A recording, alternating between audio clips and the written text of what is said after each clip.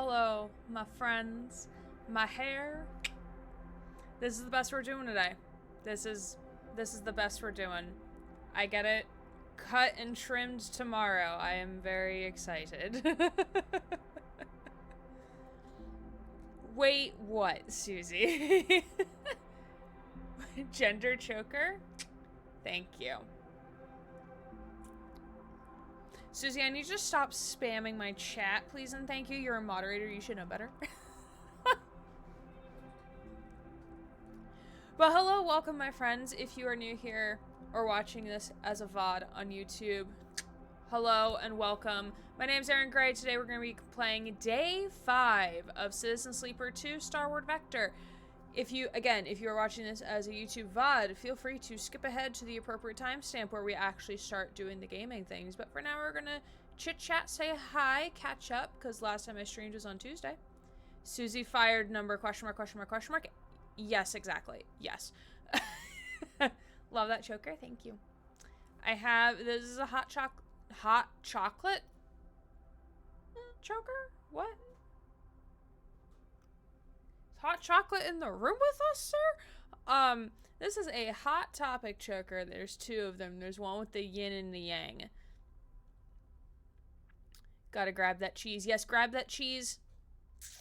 Yoink the cheese. I also do love hot chocolate. It's supposedly warm outside today. I stepped out earlier to go drop off Etsy packages. It was pretty nice out.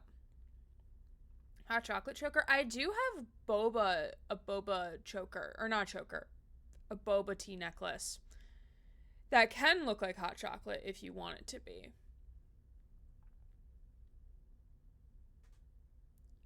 Hot chocolate. Otsana! Hello, how are you? Good to see you, my friend. Ça va? With my very little French that I know. Oat milk hot chocolate today. That's interesting. How was that? Do you normally not drink, like, regular milk? Or were you just feeling fancy and getting oat milk? No shade either way. Both options are valid. I'm just curious. Because I've never had oat milk. That I've known of, at least. Meanwhile, I hear it's cold as fuck. That's fair. Today's supposed to be, like, the hot day, and it's supposed to, like, cool down a little bit. And I just bonked my microphone stand. Let me look. Yeah, apparently right now, it's, like, 80 degrees. Does not feel like it in here, though. French is good, Erin. Ça va, merci? When I say my French is bad, I just don't remember a whole lot of it. So, like, I can do, like, a very, like, basic, like, hi, how are you? My name is. That is it. Where's the udders on the oats? I'm not asking that question, Susie. Keep meaning to try oat milk. I'm a whole milk person normally. When I go to the store to get milk, I usually get... Fuck, what's the brand? Horizon milk? It's the one with the cow on it. Like the cow like leaping over a pasture or some shit. It's like organic. I think I usually get whole milk. Or like 2%, I think. Really depends on what kind of chocolate you put in, but I found some that really good taste. So I said, ooh. Was it like a shop that made it? Or did you make it yourself? What is the daily weather? No, I don't want an ad. Just show me the weather, please and thank you. Monday's supposed to be thunderstorm, and that's going to cool down. Which is part of, like, there's, like, marginal risks of thunderstorms all across the country right now. Horizon, that's what's legit. Yes. That's what I get. Not legit. That's what I get. Yeah, good milk. Good milk. I loved their chocolate milk when I was younger. The only thing with their brand is that it comes in, like, such a massive jug that, like, sometimes when I just need milk, like, I only need, like, a small amount, so, like, most of it goes to waste because I don't drink it fast enough. I missed the space. No, you're fine. I also can't read, so... I have sometimes issues with dairy, so I try to go for oat milk, whatever replacement is available whenever possible. No, that's fine. Made it myself. Ooh, can you make oat milk hot chockey for everyone, please? Talking about making hot chocolate, I personally put a dash of cinnamon in it. I feel that. I relate. Yeah, I do on the top with like whipped cream. Covering from Little Miss Croissant escaping at 8 a.m. She's a little escape artist. Jugs, y'all are so mature in my chat. Bunch of oat milk hot chocolate coming right up. Thank you, Shears. Also, I do have someone who's been here, like subscribed for like 34 months, and that's like Miss Susie the Nose, who's been here for 34 months. Oh my god, thank you for the resub. Thank you. I didn't even hear that because game audio is too loud on my end, so I didn't hear that. I have no idea what was just said. Mature is my middle name. Oh, V said thank you. Okay, good. Okay, good. I am making progress with the new overlays. They... Depending on how lazy I am between now and Tuesday, which is the next time you'll see me actually stream, they may be done. I can't guarantee, though. I can't guarantee. Mr. Vincent Yinsen Cyberpunk. Be staying, unfortunately, it's late here. No, that's fair. Bon stream to you. I send you love and good vibes. Take care of yourself. No, you! No, you! No, you! Yes, go get some sleeps. Bonne nuit, mon ami. Me and my un peu française. My little French that I know. Bonne nuit, Otsana. Appreciate you coming on by.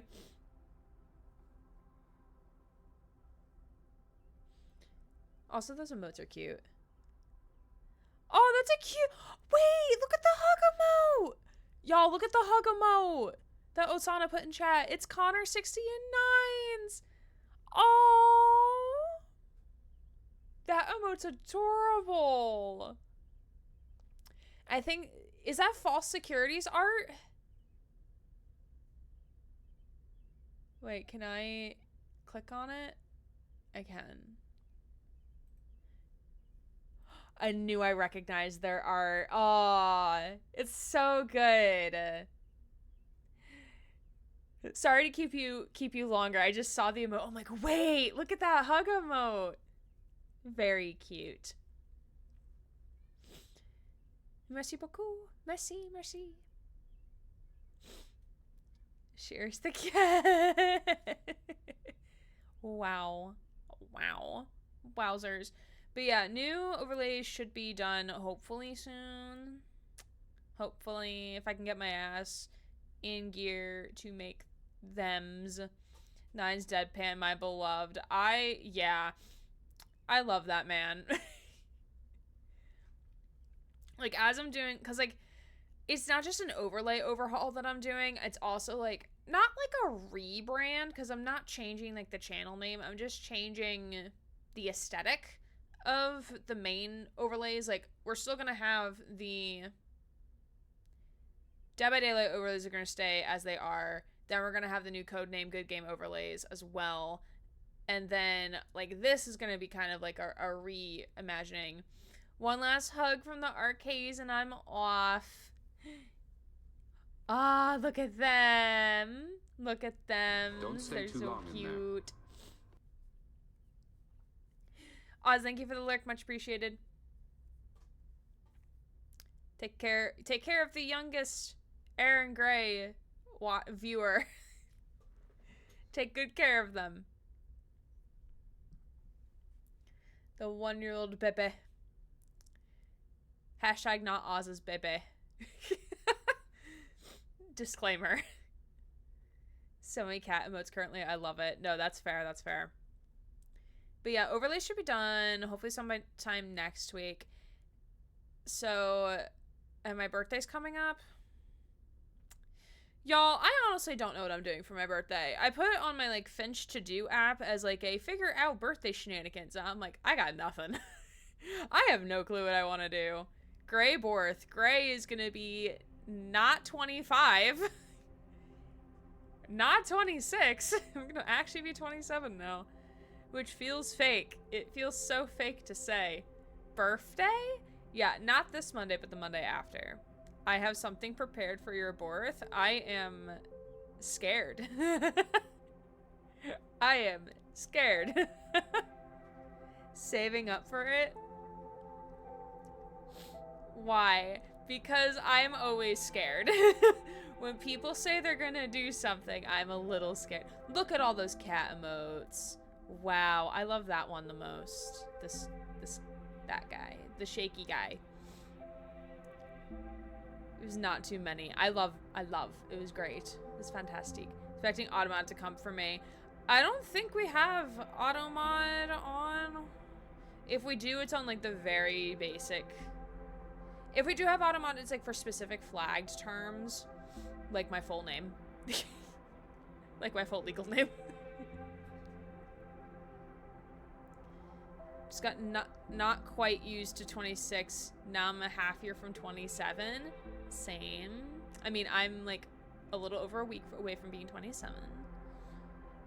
28 birthday wounds this year. That's you. That's you. I always forget that you're older than me.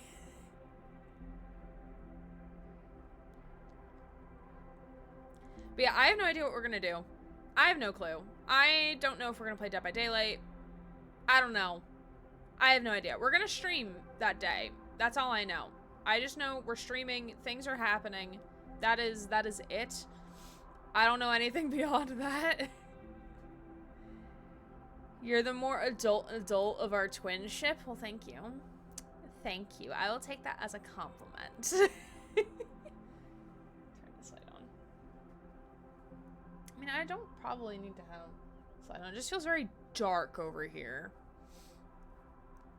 I quite literally gave my mom 28 birth wounds.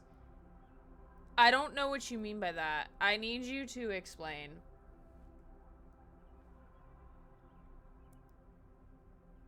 Also, there's birds chirping outside, and I thought it was something in the game, even though we are in space.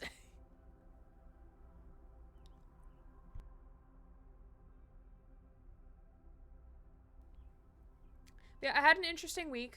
Started off stressful with work, because we had an event on Wednesday that I was really hoping it went well. It did go well.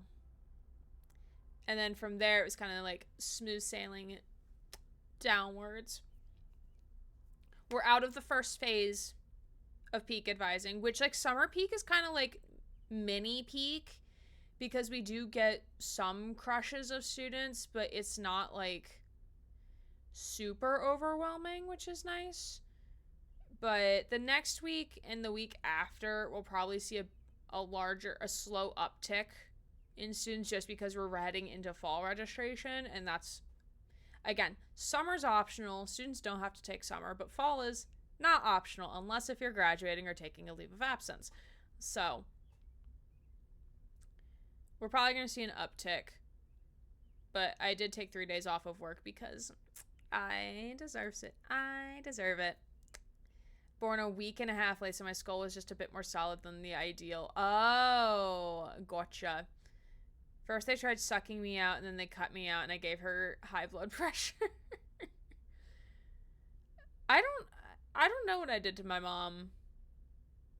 Like, body-wise. Like, I don't know what, like, I don't think I was late, though. Or maybe I was. I don't remember. They originally said my birth date was going to be Easter of that year, of my birth year. So my mom kept joking with me when I was older, saying like, oh yeah, I was going to name you Bunny. And I'm like, I would have legally changed my name so fast when I turned 18. Like, you have no idea how fast I would have legally changed my name.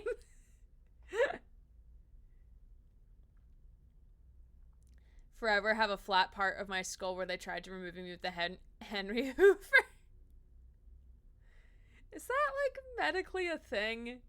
Is that, like, an actual, like, kid extraction technique?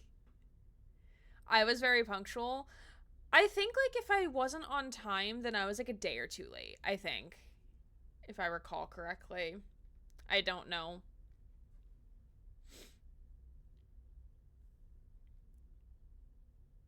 Nurse, get the Dyson. Parents are 40 years married this April 25th. I turned 40 on January next year. So, aw.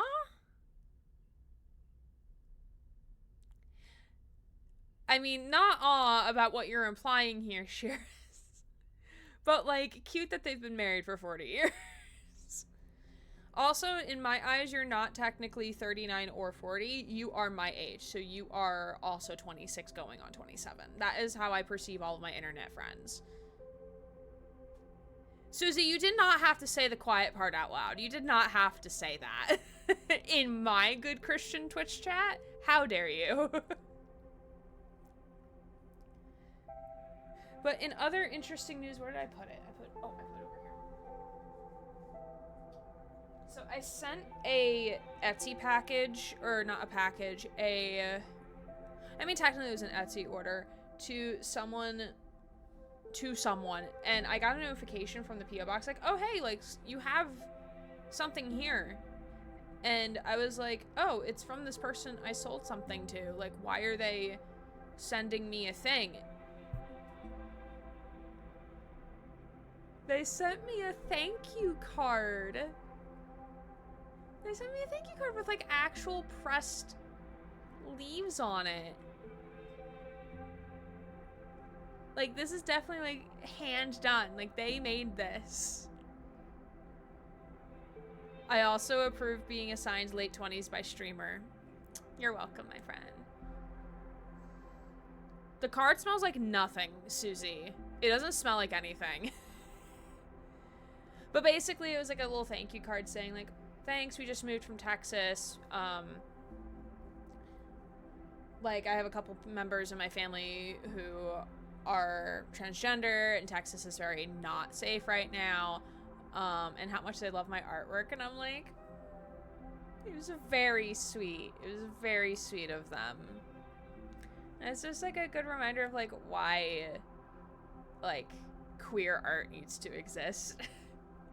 And why we need to be visible, because it's like people like this who are looking to support the people in their lives who are queer or are transgender or whatever flavor of the LGBT alphabet you are. And so it was very sweet. I have to figure out how to put it in my scrapbooking eventually when I do get all my shit put into scrapbooks, because like I want to preserve it and be able to see both sides. So I might just slip it in somewhere, but not really like anchor it down. Delicious bi people. Why are we eating them? Are you eating yourself because you're bisexual as well? What's happening? Stop voring people, Susie. No. Do I need to remove your mod badge? Because like this is the third thing you've done today in stream that I'm like very suspicious of what is happening. You said flavor. That's not what I meant by flavor, Susie. Are you hungry? Do you need to eat food? Cannibalism is generally looked down on? Yeah. Yeah. What is happening in my Twitch chat right now? What is happening? I don't know anymore. Okay, I will turn this light on. There we go. Hello, we have many lights. But yeah, work on Friday was pretty chill. Like, it was just so chill, so good. Move to licking bisexuals. Okay, so you will lick yourself then. Okay, that's fine. Just as long as you're licking people with consent, though. As long as you're licking people with consent, then this is okay, I guess. I have the same question. I've been away for a few minutes. Anna, I've been here the whole time. I don't think I can tell you what's been happening. I don't think I can tell you. I'm sorry. Y'all, I appreciate you. I appreciate y'all. I love this space. Can overlay go away? I don't need you. Okay. No you. No you. Which, as a reminder also of the upcoming stream schedule, which this is also completely out of date now. This is very out of date. So I'm not even going to have that on the screen for the record. So Monday, 7 p.m. Eastern time, so 40 minutes later than whatever time is for you right now, we are going to have our very first episode of Codename Good Game. What the fuck is Codename Good Game, you may be asking? Codename Good Game is this episodic series that I am embarking on, which is going to be interviewing anybody. Do not have to be a content creator. Don't have to be any specific anything. As long as you have a favorite game and want to talk about it, then you are welcome to sign up. You do not have to have access to a webcam. You don't need to be a VTuber. As long as you have access to a microphone and like decent internet connection, then we can do this. You just need to exist. You just need to exist and like games and not be weird. And by weird, I mean like any of like the racist, homophobic, that type of shit. And we'll interview you. And by we, I mean me. It's not a team of people, it's just me. For our first episode, we are going to be talking to Noah, who's a friend of the channel, and we will be talking about the Resident Evil 4 remake, talking specifically about the lore of the game, the character creation and character development, along with the impact that the game has had on the gaming industry and also on Noah specifically. So it'll be a lot of fun. You can sign up if you'd like to be interviewed. I can't guarantee a timeline. I just don't know timelines right now. I am deciding on who's going to be the next in line after Noah as of moment. I have an idea who I want to be next. I just have to reach out to them to watch the VOD of that. I have my yearly review on Tuesday, so I have to be asleep by that time. No, that's fair. That's fair. The VOD will be available on YouTube. So after I edit it down for YouTube, because I'll be like downloading it, or I'm not sure how I'll be editing it. We're kind of figuring this out as we go. But that's on Monday. Tuesday, we will be continuing with Life is Strange Double Exposure. I did figure out how to get around the bug that we encountered in Chapter 3. So we will definitely be finishing Chapter 3. We may start Chapter 4 on Tuesday. Saturday of next week, I'm assuming we're going to play more Citizen Sleeper. I have no idea beyond that, honestly. I did take Friday off work, so maybe we'll do something extra on Friday. And then Monday and Tuesday of the week after, I have no idea. That is birth. I don't know. I don't know what's happening anymore. It's fine. But with that, I think we're going to get into gaming. I think it's time to play more Citizen Sleeper 2. Now, you do not need to know anything about Citizen Sleeper 1 or anything that's happened in Citizen Sleeper 2 up to this point to enjoy the shenanigans that are going to unfold, as I will also give you a game recap. So, essentially, we are playing as what is called a sleeper, which is a human consciousness uploaded into a synthetic body, kind of like what happens to V in Cyberpunk. I mean, I'm not wrong. My V is definitely probably a twunk-ish. He's not a twink. So maybe more like a twonk. But yeah.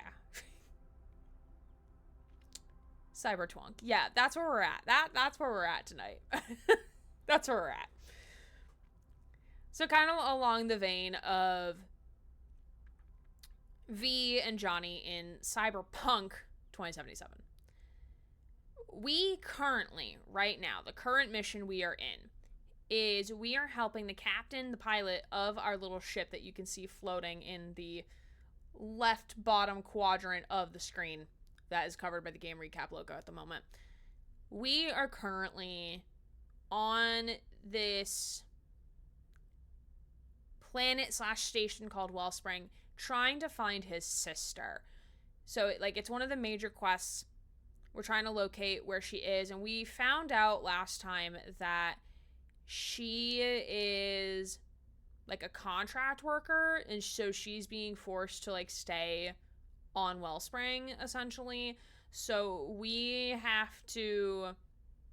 not going to negotiate with the company because corporate sucks.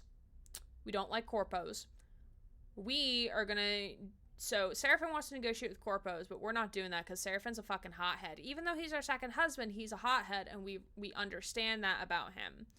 We're going to do what the contract leader said we should do, and by go and chat with the people like working and trying to figure out what's going on. I was a twink in a past life. Now I'm a twunk. Unleash sobbing. He was the twinkiest twink who ever twunk. Unless it's Corpo V. Yeah, Corpo V is fine. Corpo V is fine. Every other Corpo is not.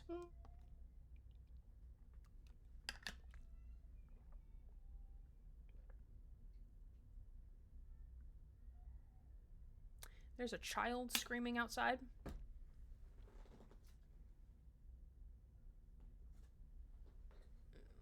The child said, "Do you hear my people sing?" And I'm like, "I do, little guy, I do." Hi, Julie. How are you? Good to see you. Sorry, that's me. You're the child? Outside? Riding around on a little scooter? That's like 1.5 feet tall? You certainly look different for what I imagined you'd be for 27. But okay. But yes, that's currently where we're at with Citizen Sleeper 2. Me when the next door kids are screaming. Alright. Children scream, that's okay, but when I do, everyone looks at me weird. Okay, so we... Oh, hello.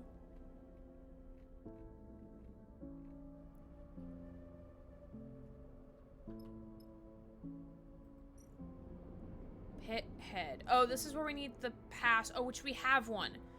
We have the pass. Okay. Jubilee. Next door neighbors were playing in the garden earlier today. My mom thought I was giggling in my room. I had to tell her that 100% was not me. Like, no ma'am. No ma'am. That's not me. Okay. Access granted. Ooh, a canteen. To quote a meme I saw, why is that child screaming? It's not like they have real problems like I do. Fair. Fair. Ooh. Sneak a meal. Using your pass, you can sneak into the canteen and get some free food, but you better be careful. Oh, shit. Okay.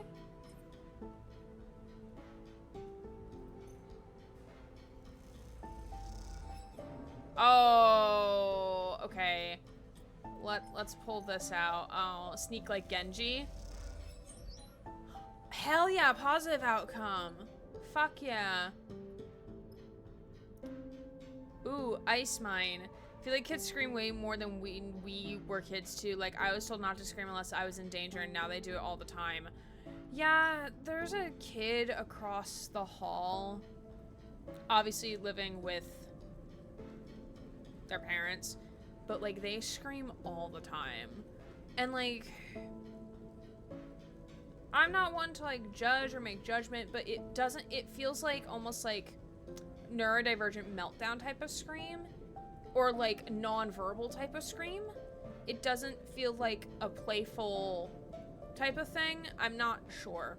I could also just be traumatized from my prior upstairs neighbor whose kid was screaming for mommy all the fucking time, and I was like, do I need to call CPS? Because what's going on?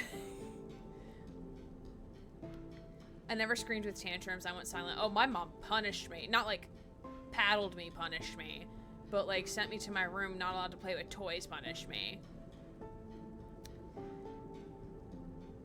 My mom told me if I screamed like murder, people think I've been murdered, and that would stop me from screaming. Also, yeah.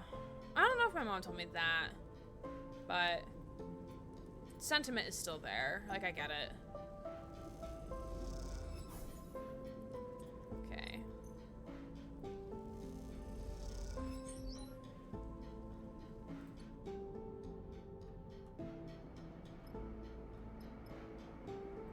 What can we do with our measly 2? Let's see. So we're buying supplies.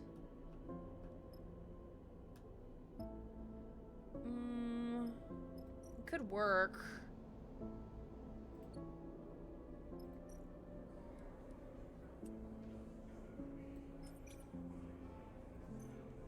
Cry super loud until I learn to shut down instead. Oh, that's fair. That's fair. Yeah, I eventually just went silent. I stopped crying. Okay, yeah, we're gonna store supplies, because that's what we want, because this is fuel, supplies, yeah. Just so we don't have to, like, pay for supplies, if possible. Oh, we got more supplies. Nice.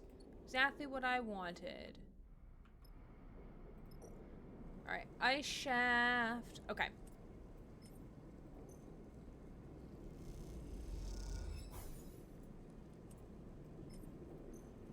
Yeah, we're not gonna join a work crew because that's just gonna get us killed faster, probably.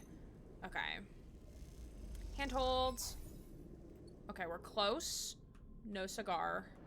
Let's go work. No, not there. That's gonna get us killed. And by killed, I mean, like, we're gonna lose, like, all of our energy.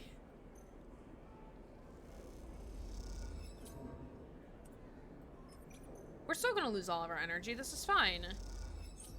Actually, just kidding. No, it's fine. Everything's fine. Okay. This one we should make progress with.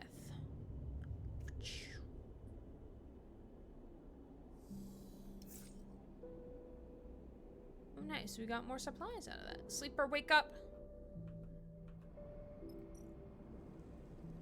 Okay. Alright, one last search for laws pending that it's a positive outcome. Not a positive outcome. That was a poor outcome. Let's see if we can sneak a meal. Without, like, dying. Okay, neutral outcome. We'll take it. We shall take it.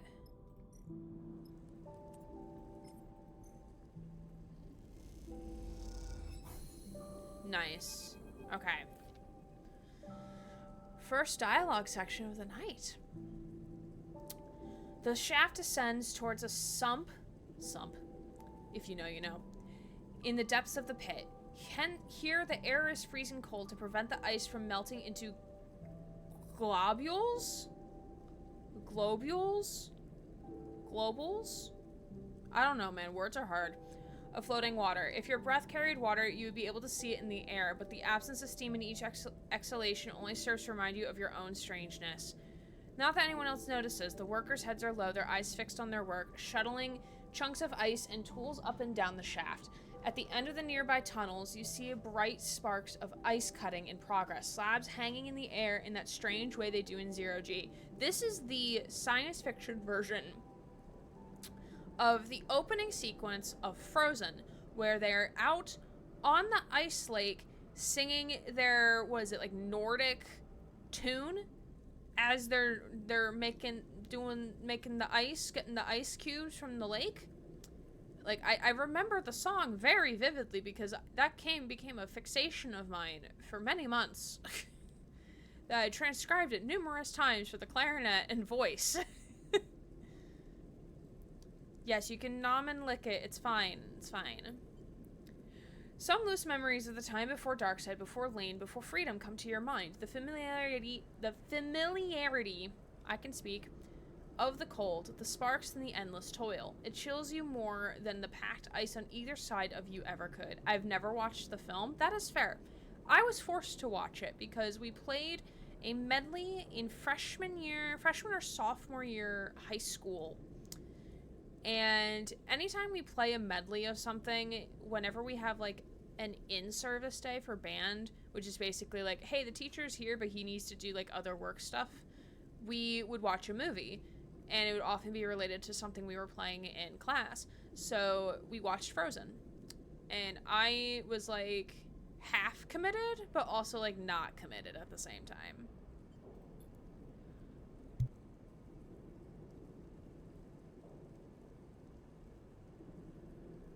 You reach the bottom of the shaft, a metal grill marking the terminus.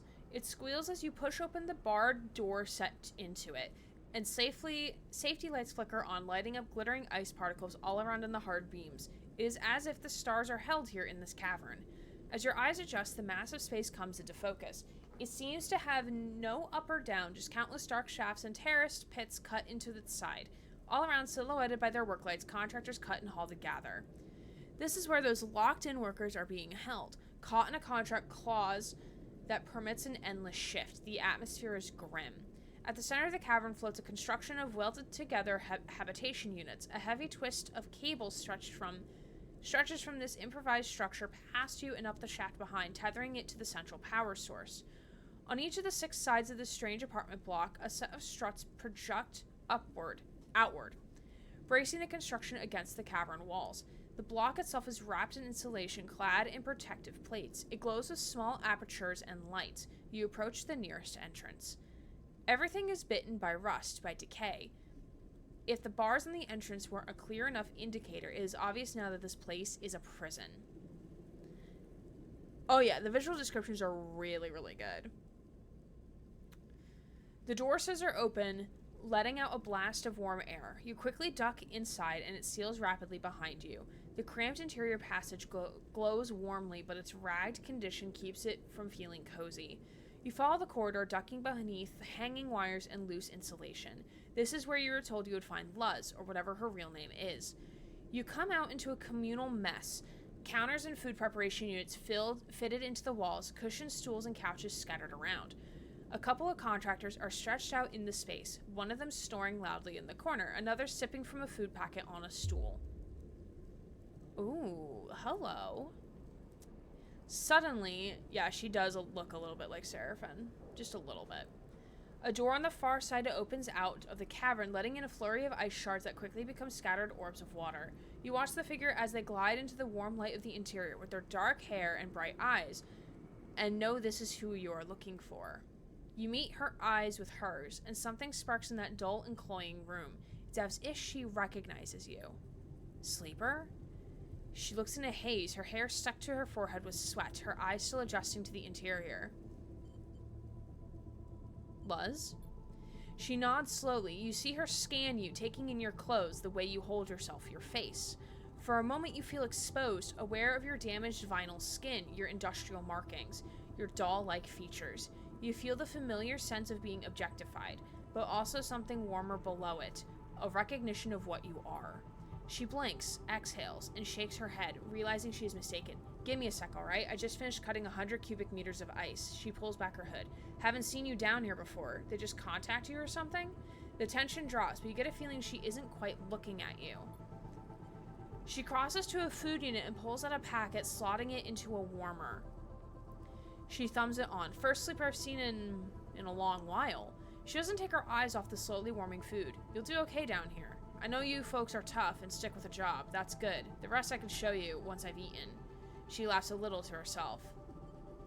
I'm not gonna give the full hand just yet, just because we think this is his sister, but we're not sure. I'm not here to work. I know the feeling. I have so many questions. I have so many questions. Oh god, I should turn that down a little bit. That's loud. Dosu, thank you for the sound redeem. How are you, my friend? Good to see you.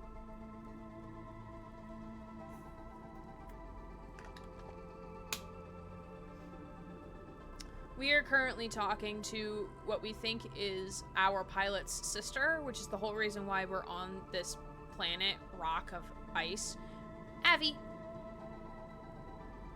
Avi. Appreciate you being here. Hope you're doing well, my friend. But if you're on contract, then they've got you. She pauses, her eyes not leaving the warmer. You'll get used to it. It's a little difficult at first, but you will. Stop. We need to talk. I wonder, has she been here so long she's forgotten what freedom is like? I mean, we don't know. We don't know how long they've been on this contract. She turns to face you, and you see a wet shine to her eyes. What are you going on about? You realize what you need to tell her. Seraphine is on Wellspring. The warmer chimes to let her know the food packet is ready, but she doesn't seem to notice. Seraphine? She takes a ragged breath, then steadies herself. Here? Not here, at the cut. She nods, then shakes her head. Well, if he trusts you with his name, I guess I should trust you with mine. She comes closer. I'm Tala. Oh, look at her. She's so much hair. Her hair's really bushy. It's like so deep black. She smiles a warm smile. Now where's my idiot brother?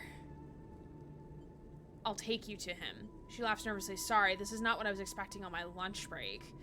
Tala suddenly seems to take on some energy. She glances towards the corridor behind you and the door at its end. I sure hope you do have a plan, Sleeper, because they do not want us locked in contractors getting out.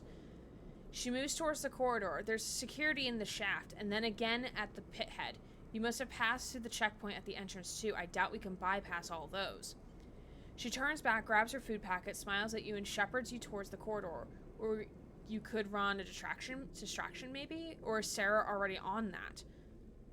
You are slightly taken aback by her sudden change. We don't, actually. A blaring alarm sounds inside the habitation module, loud enough to wake the sleeping contractor with a start. You and Tala exchange glances. Surely this can't be for you. Tala rushes down the corridor and tears open the door at the far end, with you following close behind. The ice scatters, glittering in the interior light. The cavern is in chaos. You see dark-suited Lotic security wrestling with contractors, lit by flashing red alerts. More contractors are coming through the door in the grill you entered from, carrying bulky equipment. The equipment is blaring out a voice, Kirk's voice, echoing around the cavern. A look of panic crosses Tala's face. Oh, okay, so this is the guy we talked to before. Oh, thank you for the sound redeem again. Audio is very weird, so, like, I haven't been able to, like, fully adjust all of my audio.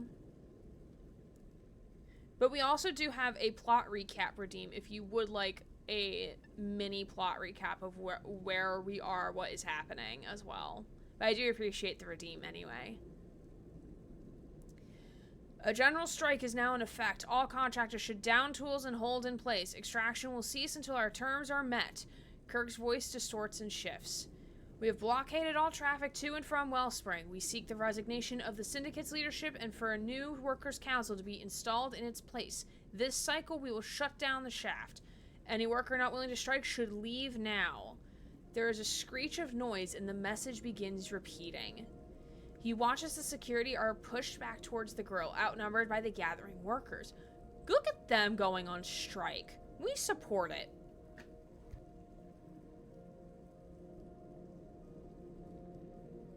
We support striking parties in this household, like the SAG-AFTRA work actors who are striking for AI protections in their work. You watch as the security are pushed back. Tala looks at you for guidance. What do you want to do? Tala looks around the cavern, the red light reflecting in her wide eyes. She sighs. I need to stay. I won't abandon the others. Okay, that's fair. What about Seraphin? Tell my brother what's happening. Tell him I'm not leaving until all of us are free. Fair. Tala backs away, glancing over her shoulder at the others. You see them gathering their tools and taking them to be locked away in the HAB module. I need to see this through, Sleeper, and you need to go. Find Seraphin. Do what you can from out there. Help us change this place. And with that, she turns and glides off towards the others. You turn and head for the grill as quickly as you can, the way now cleared by the contractors, the handful of Lotic security pushed back up to somewhere near the pit head. As you ascend, other contractors shooting you dark looks as you do. You realize you have to speak with Kirk. Okay, then we go speak to Gherkins? Pickles? Find Kirk at the pit head, directing contractors to barricade any entrance points to the mine. So you took my advice. Good. Kirk smiles. We're glad to have you as an ally here, Sleeper. Gherkins. What happens now? The Syndicate was arrogant. They did not believe we could do this. Kirk gestures toward the contractors welding plating across the checkpoints, but we far outnumber them. Their monopoly ends here. Okay, how can I help? He leads you to a little way away from the contractors. If you want to free those like Seraphin's sister, I will need your help. We have ships, but not many, and the Syndicate still has tankers in operation. Our blockade is not complete. The debris field between here and the far spindle remains open. We need another tanker to occupy it and dissuade the Syndicate from trying to pass. All our ships are in use, but your ship and your crew could help us take a tanker and secure the blockade. You want me to storm a tanker? This will not be an assault. Kirk puts a hand on your shoulder. The tanker, the Headstream, will be held outside Wellspring for many cycles. The crew is tired and sympathetic to our cause. We'll just give them a nudge. Your ship will pose as an in-distress trader trapped inside the debris field. When the Headstream is obliged to rescue, we will board and encourage the crew to take control. You want to... It sounds like a terrible idea, but I'm also here for it. Yeah. You want to incite a mutiny. Trust me when I say that their captain does not deserve his charge. This is a liberation. Kirk folds his arms across his chest. Will you do it? I'll consider it. Consider your options carefully, Sleeper. I don't want to fully commit because we don't know how Seraphin's going to act. Do you think the Syndicate wants anything to do with you now? They have been watching me, and so they know about you. Suddenly, Kirk puts 2 fingers in his mouth and blats out a shrill whistle. A contractor quickly approaches with a large box, the front marked by screens and dials, and the back by loose cables. Through the Free Clouds mission in Cyberpunk? Oh yeah, that quest with Judy. Need this HasNav unit to navigate the debris field. He nods at the contractor. Jen's here. We'll install it in your ship. Consider it a gift from our cause to yours. Oh, so this is how we get the HasNav. Nice. He nods once more and Jens passes by you, heading to the lift to the docking ring with your new module. I'll provide the headstream's coordinates. Oh, so this is our gig while we're waiting, essentially. Our contract. Moves away towards the contractor, still working on the checkpoints, and I will wait for your word. You leave the head behind, your mind racing. You do not know how you have ended up in the middle of all this, but you know that this will be up to your pilot your way out. Thought we'd need to buy it, honestly. Me too. Seraphin, husband number 2. Seraphin comes up the passage towards you. What's happening? I heard the pit head is being taken over by Kirk's guys. This, you realize, will take a lot of explaining. Ooh, new local crew available.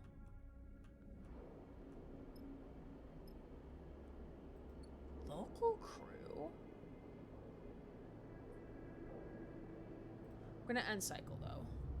I'm gonna take a bite of my food.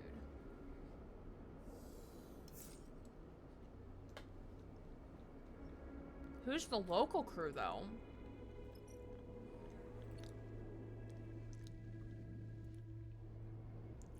Oh, we can't get back into the canteen. Damn. That's unfortunate.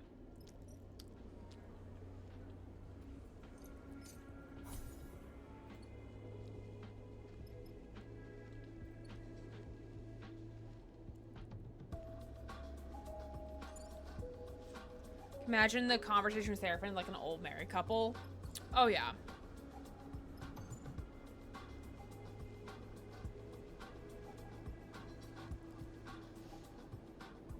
Oh.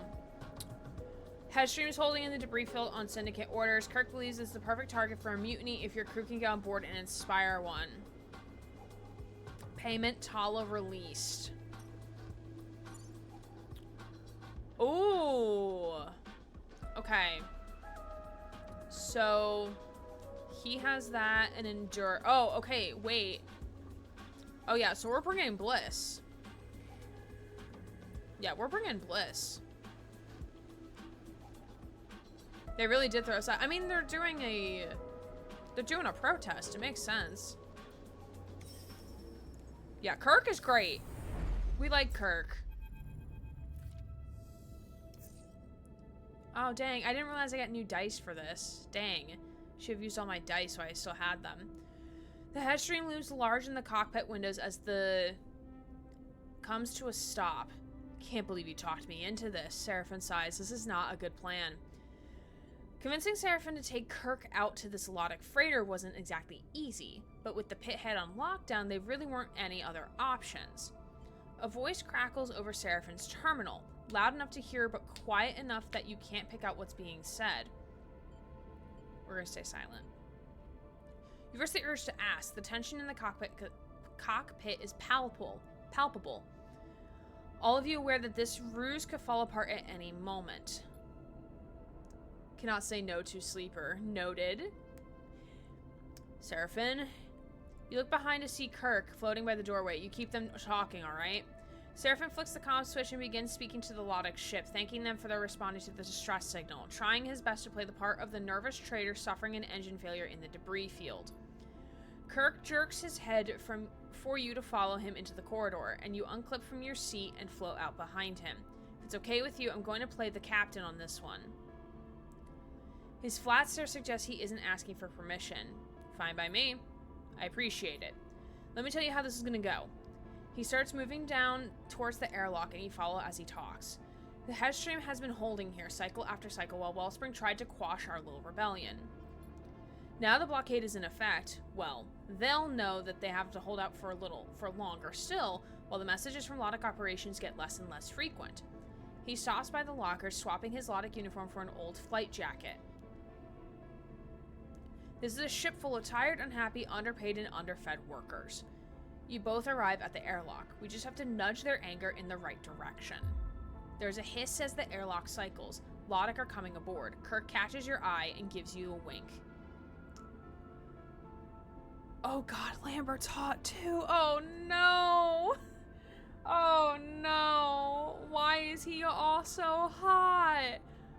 Also, are you a reference to Alien, sir? Because there is a Lambert in Alien. But why hot? Cold Lotic captain. Well, we sure could warm him up. Tee hee hee. New husband to the list. God, our third husband. Revealing a drained-looking Lotic captain flanked by security officers. Okay, so the captain apparently, he's bad. We're not supposed to like him. Lambert, captain of the Headstream. He presents himself immediately, but with little enthusiasm. We've been in communication with your pilot and are docking as requested to provide support. He looks between you and Kirk, his eyes lingering on you for a little too long, no doubt taking in the strange vinyl skin, dark glowing eyes, and doll-like face of your frame. He directs his attention to Kirk. How fares your crew? Thank you, Captain. You notice the immediate change in Kirk, his deflated posture and softer speech. We're surviving as best as we can, but now that you come to our rescue, he sighs and holds out an eager hand to Lambert. We are very grateful indeed. We're not supposed to like Lane, but here we are. True. Lambert limply shakes Kirk's hand. Not to worry. The Lotic Syndicate takes its stewardship of Wellspring and the surrounding environs seriously. It is our duty to offer aid to traders and travelers alike. I'm afraid we don't have much to offer by the way of supplies. Our stores have been depleted by our long posting here, but your crew is free to enter our ship and make use of its facilities while you make repairs. I'm also supposed to be scared of vampires. We all know how that went. Kirk continues playing the submissive captain, nodding enthusiastically and uttering a stream of thank yous. You feel like he's pushing it a little, though Lambert only seems to be paying the minimum of attention to him. Suddenly, he turns a sharp eye to you. Your pilot didn't mention you had a sleeper aboard. What of it? Lambert flinches almost imperceptibly when you respond. Nothing at all, just observing. He glances suspiciously towards the corridor. I don't suppose you have any other surprises tucked away in here. Oh no, not at all. Kirk jumps in. Apologies, our sleeper's a hard worker and a quiet one too. He shoots you a look. Perhaps, if your ship is in need of any maintenance, you can borrow them for a few cycles. Lambert eyes you more brazenly now, taking Kirk's lead as permission to indulge his curiosity. Yes. Uh-oh. Perhaps it could be a use of us. His eyes trace a tear in the thick skin of your forearm. Oh no. Don't tell me, like, Lambert is, like, Lane's cousin or some shit.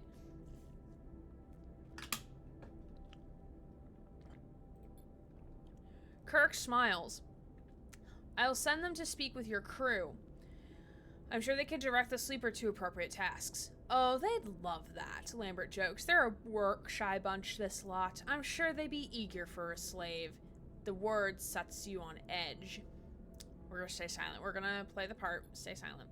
We're happy to serve, Kirk bows. After all, we owe you our safety. Very good. Lambert seems suddenly bored or tired, or perhaps both. Tell your crew they are free to cross the docking tunnel then. But remind them that no funny business will be tolerated. He smiles, a sharp smile. They do kind of look similar. It could just be design choice. I have matters to attend to, Lambert turns. See you later, Captain. And with that, Lambert heads back down the tunnel, still flanked by his two silent security officers. Kirk waits until he is out of sight to turn to you. Good. He lets out a breath. Well, hell, sleeper. I thought from the look in your eye you were going to knock him out. Oh, I would love to knock him out. Anna, thanks for the unlurk. I bet. He stares down the corridor, but don't you worry. We're going to pay him back for all that very soon. Kirk squeezes your shoulder. Shall we go meet this crew, see what our opinions are on Loddick's administration? He smiles broadly. With a captain like that, I doubt they'll be very positive. Ooh, okay. So let's get a vibe. So we have engine room.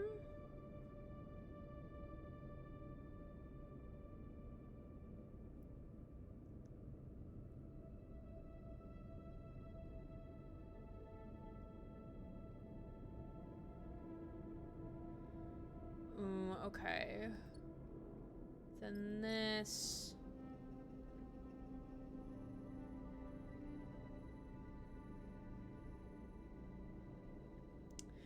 They're supportive of Lambert, but less so of Loddick overall. Discuss the war. Tamper with payload. Operation has been poorly treated by Loddick. They're ready for alternatives. So essentially, we could like try to do mutiny, but mutiny. We shall see. We shall see. We'd love for him to knock us out. Jesus Christ, Susie. Okay, we're gonna take a 5-minute break because we are at the top of the hour, and also so I can eat a little snackies and get my voice a little rusty. So we are gonna do. We're gonna watch a couple clippies as I take my little breaky. So don't forget that you all should do self-care things. I'll let you know in chat like around a minute before we're gonna come back to continue streaming because I don't have a timer working on that one. But take care of yourselves. I will see you all in 5 or 10 minutes around that, and we will be right back. All right, hello. And I forgot to put my glasses back on. I went to go put toner on my face because my face felt gross. So that is what I did. Hi, welcome. Hi, Hypolorus. Good to see you. Thanks for coming on in. I missed the anniversary event. Soon. Just give it a couple months. Which reminds me, we will be doing, hopefully, a bonus stream on Wednesday after I come home from work to show off the Ghoul, which is the new killer in Dead by Daylight. So hopefully, you know what? That will be a thing. I'll buy you one for the road. What do you say? Susie!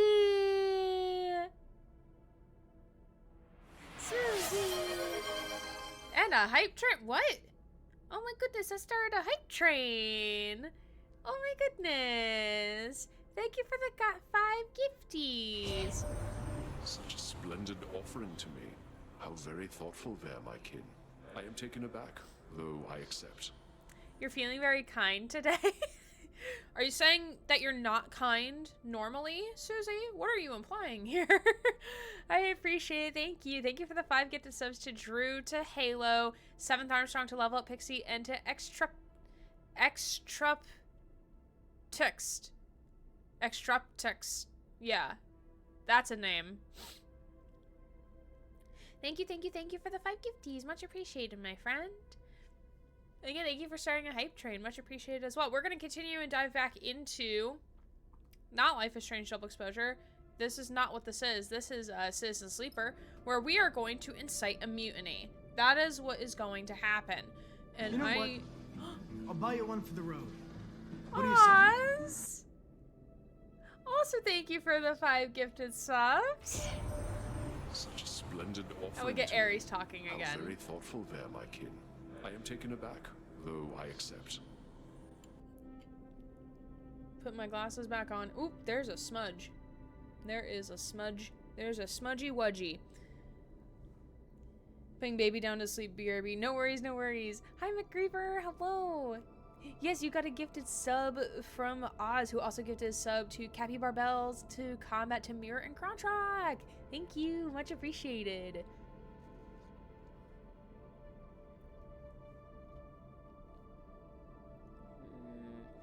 That should do. Look at you with those fancy emotes. Look at that. Look at those emotes. McGreever, I hope you're doing well. Appreciate you being here. Yeah, we're about to commit a mutiny. We're gonna make these people mutiny, and oh god, we have awful rolls. We rolled bad, TM. Okay, we took a little stress to do a reroll, and it paid out in our favor. We do love fancy emotes. I do need to get some new emotes at some point. Okay, so. Also, again, thank you for the hype on the hype train. Much appreciated, friend. Thank you. Okay. We have high engage. So I don't know, like... Okay, they're already in doubt about their captain. Turning each section of the crew against their captain is the job, and it isn't going to be an easy one. Bye, Anna. Appreciate you. Thanks for popping on by. Oh, that's not what I wanted to do. Okay.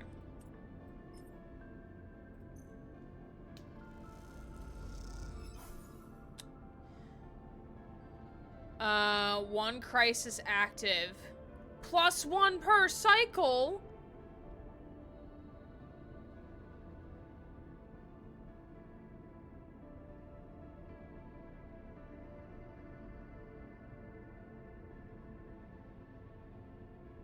Wait, was that like a neutral reaction?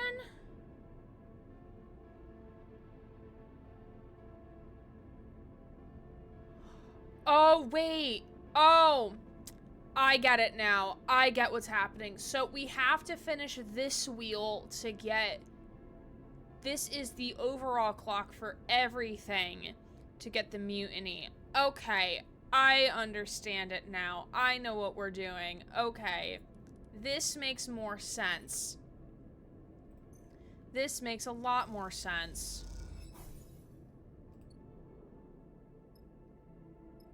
Comms array.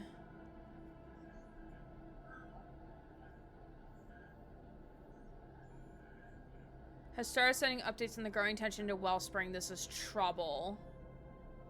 Ooh, ballistas have engineering. Can put it here. You and I have a crisis. Be like, you have X amount of time before absolute disaster unfolds. Nice. Okay. We still rolled shit. So...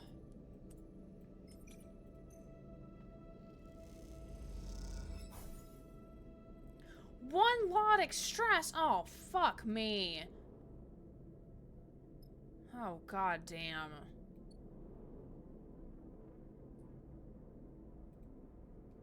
Tells me comms will come in much handy.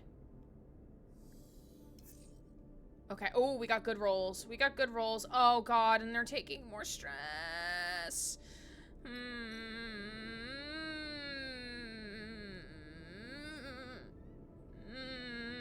Okay.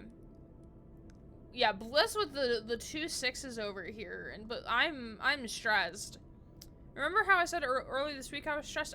This is also giving me stress right now. Okay, so Kirk, you are engage and endure.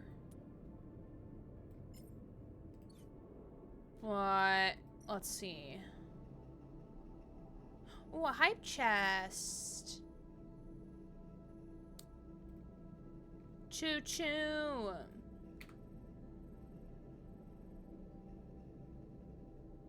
Love that. Respectfully, fuck you. Not actually, I love y'all. Endure. God, this is gonna be a tough job. Nice! Positive outcome. Love to see it. Okay. One crisis active. Can I make the crisis not active? Oh, oh, oh, oh. I get it. I think I get it.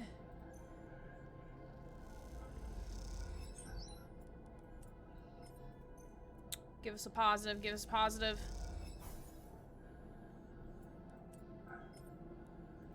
I don't know what happens if we have neutral.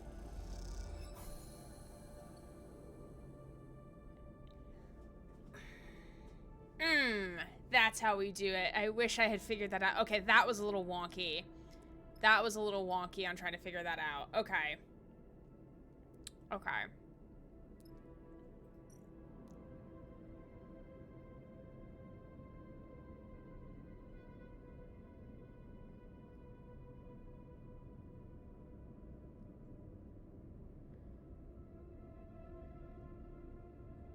Okay. Cappy! How are you? Can we get a shout out for Cappy, please? Yes, I've gifted you a subby. I hope you're doing well, my friend. What am I doing? Oh, I love the little bongo Cappy. Oh, look at him. Look at him's. Oh, him's cute. Love to see it. Now your little capybara can bongo next to Ryland. I love that. A little cutie. Okay. Okay. I'm gonna go here. Okay, we're gonna kind of do like one at a time. To the best of our abilities. Okay, and you have engineering stuff. Okay.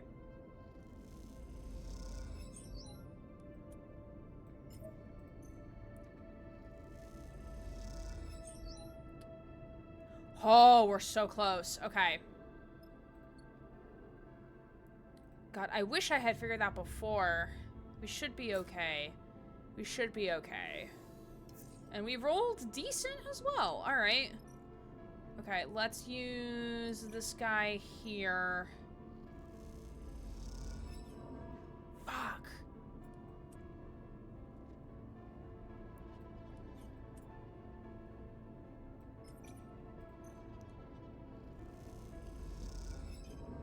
Fuck! Damn it! God damn! Fuck, where's this other emergency happening? Disable beacon? And I'm the only one who can fucking disable this beacon. Are you fucking kidding me? I hate everything that's happening right now. Oh shit. Oh shit, it didn't re-roll.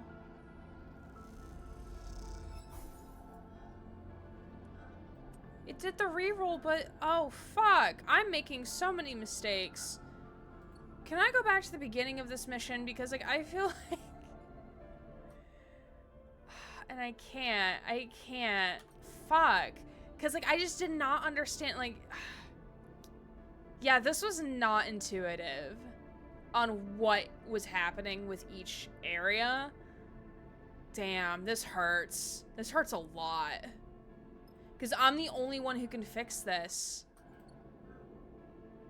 Because we're going to tick to this one off. We're fucked. We're so fucked.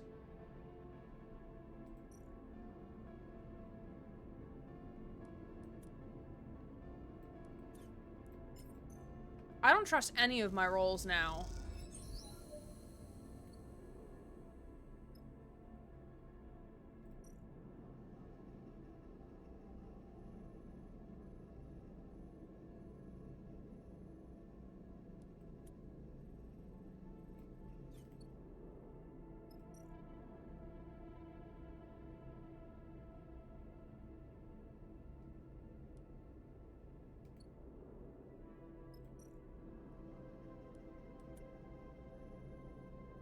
Yeah, I'm not. Oh, God.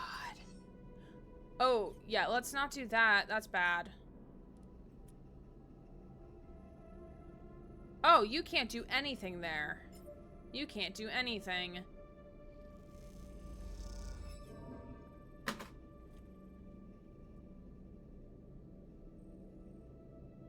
We're gonna fail this mission. We're gonna fail it. And there's nothing I can do.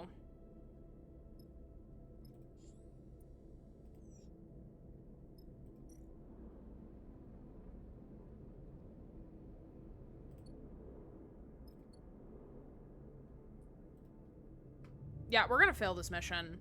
Just because, like, simply because I did not understand what was being asked of me. Fuck. Damn, this hurts. This hurts a little bit.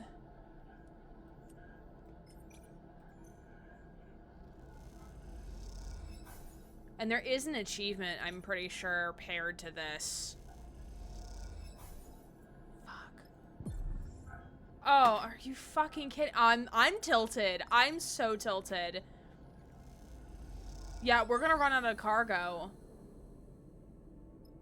I literally cannot make another bad roll. I can't have another negative interaction. We're so fucked.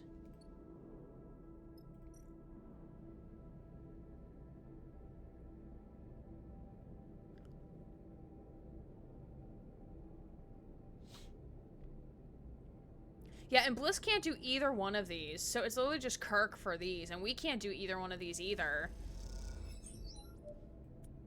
Lodic is coming unstuck. Yeah, we're about to have a mental fucking breakdown. Honestly. It's all going our way. Sir, there is one step away from a chronic meltdown of the entire station.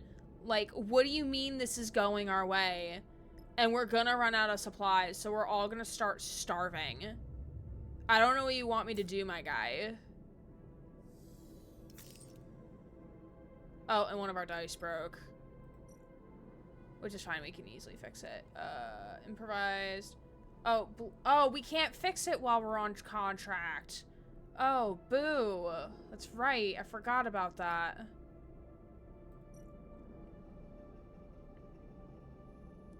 Well, at least I can do... Bliss has decent rolls. Here. Game must know I'm tilted and stuck. And it's like, hey, buddy. Hey, bestie.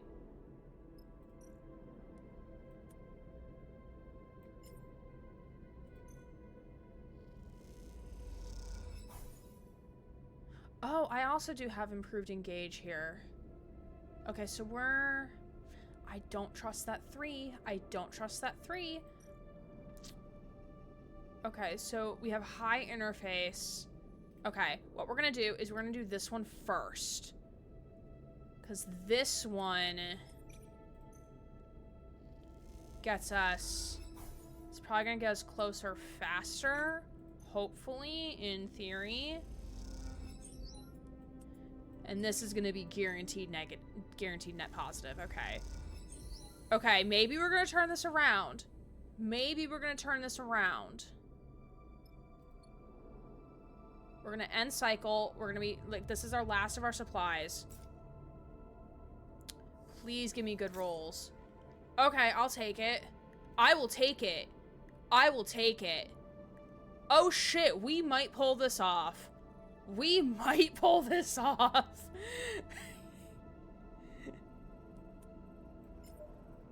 Yeah, Kirk's rolls here are kind of pointless. Just called my phone to let me know that we lose an hour of sleep tonight. Yes, Mama knows. I know. She's just looking out for ya. Well, these are all gonna be net positives. We're gonna, oh baby. Oh baby. Net positive. Oh my god, we turned that around. I was stressed. Kirk rushes into the bay. You are crossing. It's all kicking off Sleeper. A wild glee is in his eyes. Lambert's lost control. I wonder if the game was like, I heard you talking shit. You're our biggest fan. We need you to calm down. He guides you through the headstream, a ship you have become surprisingly familiar with over the past few cycles. Perhaps it is the influence of getting to know the crew and their complaints about Lambert and the Syndicate, but its twisting corridors, thick pipes, and cold metal have taken on an impressive fuel cycle by cycle, hour by hour. Excuse me. Please give is good for review. I will. I want to finish the game first before I give a review. Now, as the shouts of conflict echo down the corridor ahead where a room glows with the warm light of the galley, You feel that oppressive pall being scraped away, replaced with some new and exciting quality. Enough! Lambert's shout echoes like a shot as you enter the crowded galley. From what you can tell, more than half the crew have crowded into the space and are clumped around some perched on the side units. I order you to return to your stations. Lambert floats slightly above the crowd, his hands held up in the gesture of futile calming or nervous surrender. You see him glance over his shoulder, and tracing his view, you see security officers tensely gathered at the back of the room.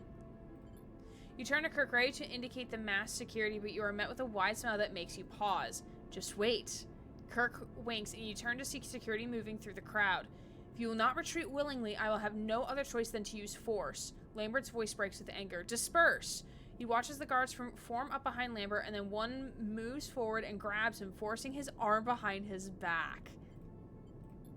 The act is met with raucous cheer from the assembled crew and a yelp from Lambert himself. He is forced to the crowd, who part and jeer, heading directly for the corridor from which you entered.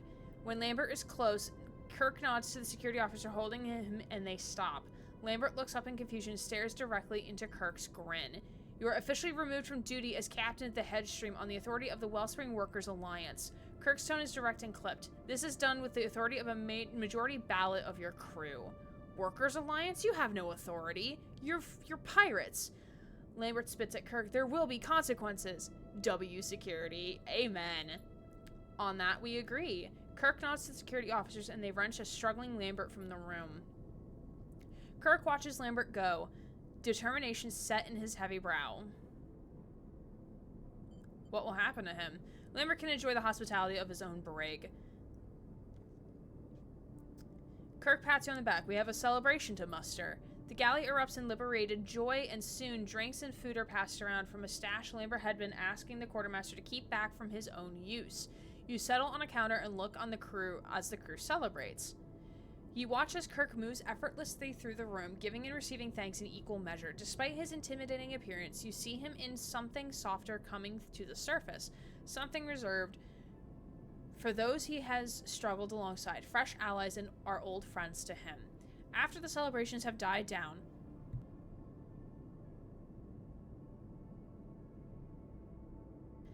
the crew has retreated to make plans for supporting the blockade, holding out on what they have. Kirk approaches you.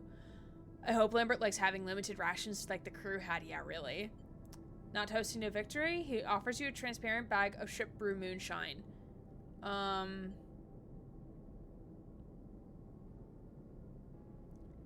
Refuse the drink. Kirk shrugs and pockets the bag.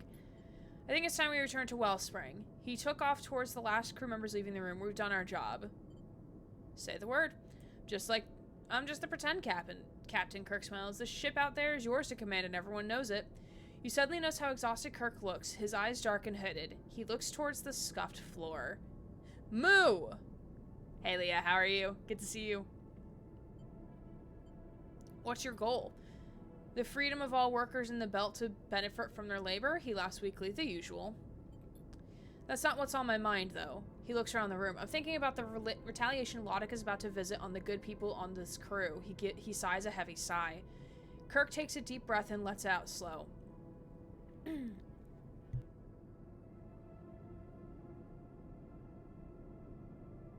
The struggle goes on. He pushes off from the counter and heads towards the docking bridge. You take a moment before you follow, your mind drifting to the crew and the struggle they have ahead. As you do, a small and perhaps unfair part of you thinks, well, that's life in the belt. We are leaving this area. Goodbye. James T. Kirk. We're not Captain Kirk reference? Maybe.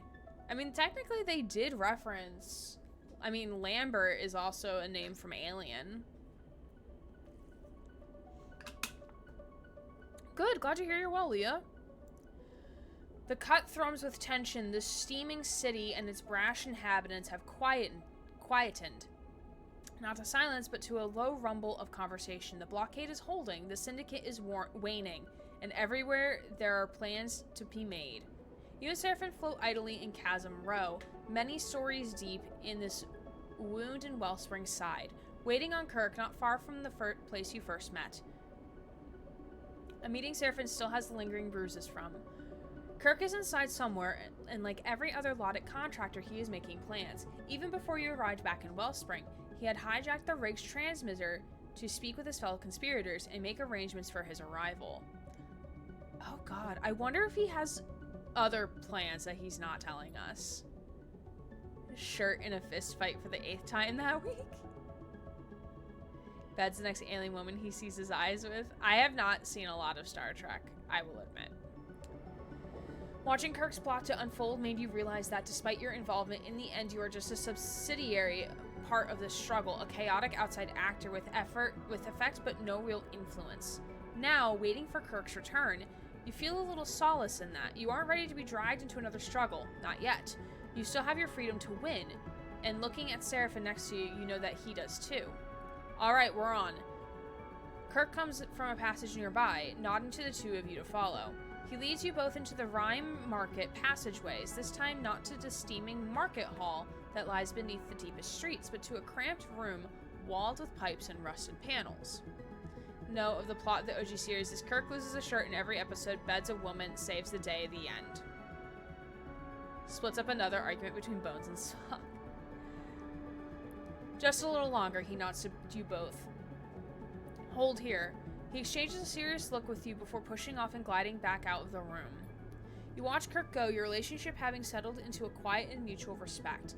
His eyes are on bigger than things now, workers' councils and contract negotiations, and you know that. Perhaps one cycle ahead, you will find a moment to drink together once again and discuss everything that has happened. For now, Kirk has other things on his mind. Seraphin settles again. You shoot him a glance, but his focus is elsewhere, his eyes glazed over. You fold your arms and wait.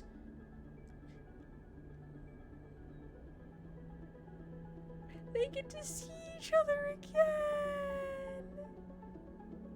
Sarah?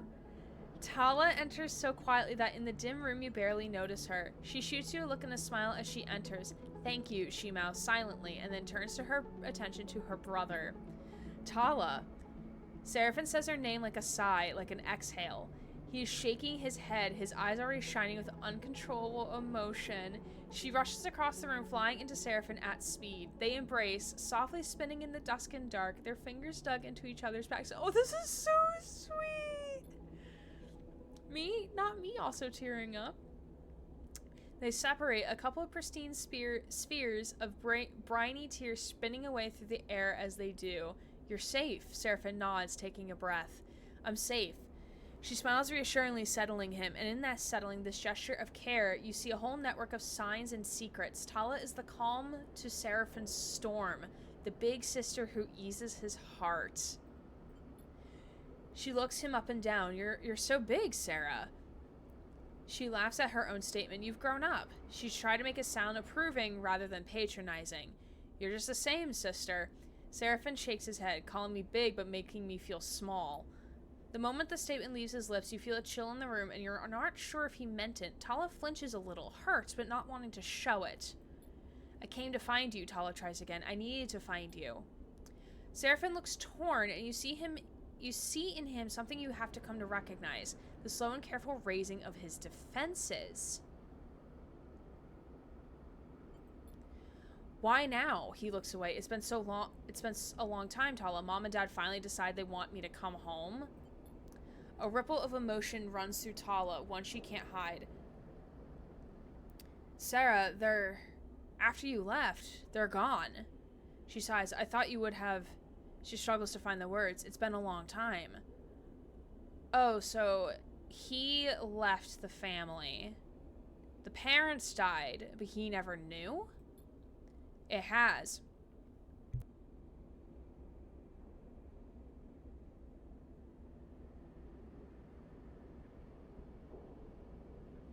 Something in my throat is not happy.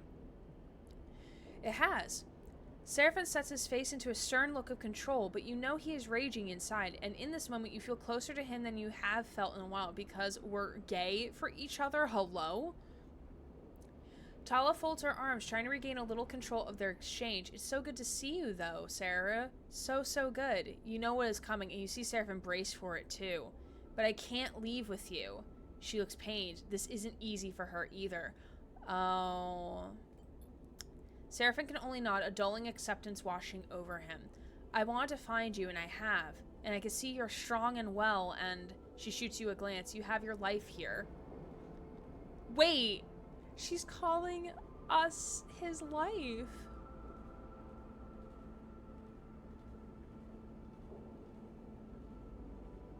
That's so cute. That's so sweet. Because we are in fact his life now. We are bonded. We are a bonded pair of cats. But the people here, the other contractors, they were the ones who found me, who have kept me going since I ended up here, desperate and alone. She smiles warmly. It's not that I owe them, it's that they're my family too. She gently places a hand on his shoulder. I know you understand this. She smiles at you. We're all find our families out here. Seraphim smiles over her smile, his eyes wet. We do, sister. He embraces her again. Well, at least, like, he has comfort in knowing that she's alive and okay. At least he can leave with that comfort. They separate and Tala turns her attention to you. I know you will take care of my brother, Sleeper. She smiles. I saw it in your eyes when you came to the pit head. She approaches and pulls a hand on your shoulder. I can see you are building something of value on that ship of yours. I'll take care of Seraphim. I'm sure you will. She exhales and takes her hand away. And they're gonna leave on good terms, yeah. She folds her arms again, her sense of control returning. There is a wisdom and experience to Tala that brings a certain calm to you, and you feel that now. Will you two be staying here for a while, or... Tala looks between you and Seraphim.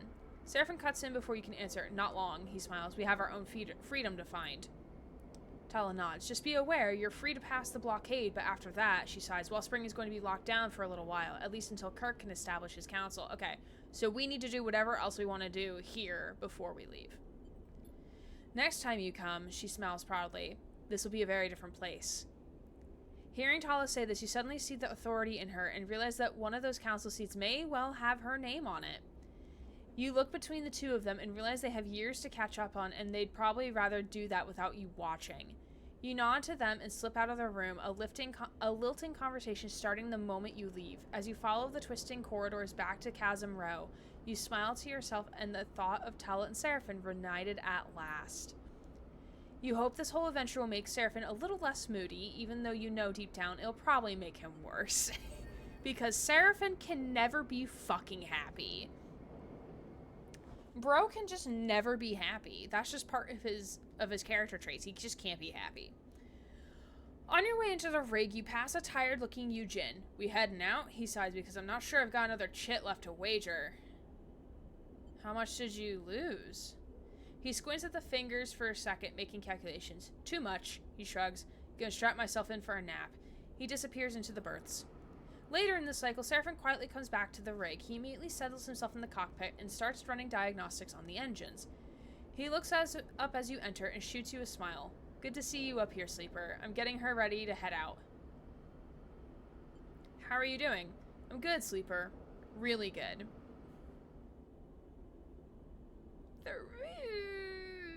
He flicks a sequence of switches. Sleeper, he turns to you. Thank you, he smiles. I appreciate you bringing us all the way out here. I won't forget it. Will Tala be okay? This is probably the only time this man will ever say thank you, by the way. She found a place here, and I'm really happy for her. He looks away out of the cockpit windows at Wellspring. She always was the responsible one, and I was always the one running away. I guess some things never change. Seraphim quietly watches the diagnostics complete, a subtle smile on his lips. One thing's for sure, we've been here too long. Seraphim meets your eye, and we've been seen by too many people. Wellspring may be far out of Utsubo territory, but I'm sure Lane will find a way to reach his nasty claws out here, given enough time. Let's not give him the chance. Oh, so this is because when we got here, it was like, oh, we're so far out, they're not going to be able to find us because we were going to be trapped on Wellspring. We couldn't leave. So now that the contract is over, now that we can finally leave Wellspring, now the clock is going to be back on. Hey guys? Bliss's voice echoes up the passage into the cockpit. They lean into the door, looking between the two of you. Two contractors just dumped a load of fuel outside our ship. Said it was a gift. You and Seraphim look at each other. Gotta be Kirk. It's either a thank you or his way of telling us to get going. Seraphim kicks off and glides out of the cockpit. Nice! Free fuel! Hey, so... While you two have been busy, so have I. I've been looking at the rig's drive, and I reckon it's due an upgrade. We'll need engine components. Quite a few, so keep an eye out. Bliss shrugs. Shipyards tend to be a good place for that. Shipyards, got it. Right. Bliss sighs. Better go help Seraphim with that fuel. As Bliss leaves the cockpit, you find yourself lost in thought, considering your next step while the icy expanse of Wellspring glitters below. You're free to leave Wellspring. You now have the HasNav unit installed and can freely travel through debris fields on the belt map. Oh, so we can go directly here pending that we have. So we don't have to jump here and then go there. Okay. So... spores from Greenbelt, and then this is Scatter Yards. So... Oh, because this will make jumping... Okay, so the green belt and then Scatter Yards. Okay. So we could do either one first, really. Pocket. Sunward Gap. Shoals. Ice Fields. Yeah, they're a good crew. They're good. They fun. Oh, nice! They've replenished all our fuel. Nice! Okay, first we're gonna repair our dice.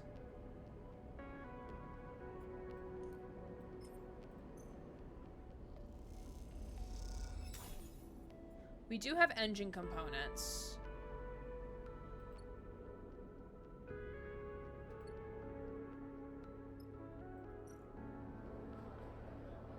Yeah, we're gonna buy a shit ton of supplies.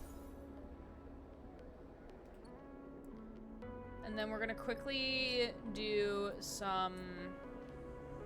Oh, we are also starving. We should probably eat. Oh, we can eat here. Buy a meal. And then work off the debt that we just incurred.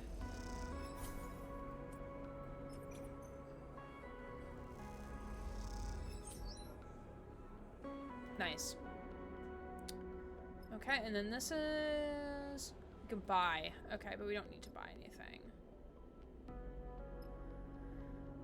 Dice will come back after the next time we go sleepies. Okay, so... Okay, so we can go back to Flotsam.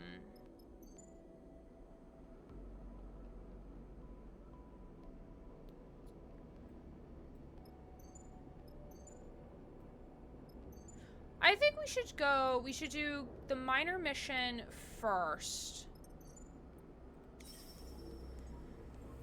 So to see what the Wellspring looks like once they return. Yeah. Ooh. The rig glides safely through the debris field, the cockpit empty apart from you and Seraphim. So, Sleeper, I've been thinking. Gives you a sly look over the shoulder. I've been thinking, I'm sick of running. Well, we didn't exactly choose it. Maybe that was true when we first got out, sure, but I'm thinking we've been choosing it since. I mean, even if we want to keep going the way we have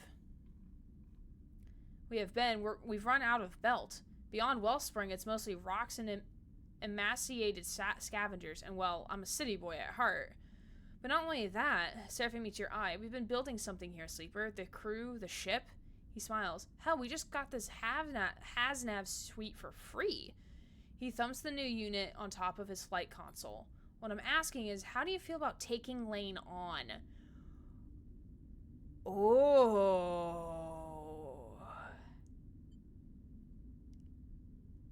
Tell me more.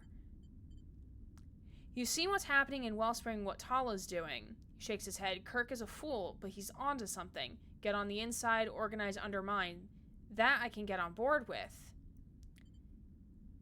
It sounds... Yeah, he sounds like he's changed. Maybe something in his conversation with his sister inspired him. Like, hey, like, you need to stop running from your problems, little brother.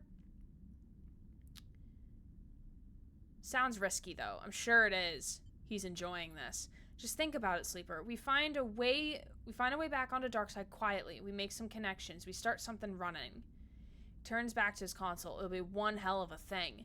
Utsubo are ruthless. The way they run Darkside, there's got to be plenty of people fed up with them. Seraphin shrugs, and they've gotten worse under Lane, worse since they pushed the other gangs out. Also sounds like he wants to settle down with Sleeper. Maybe.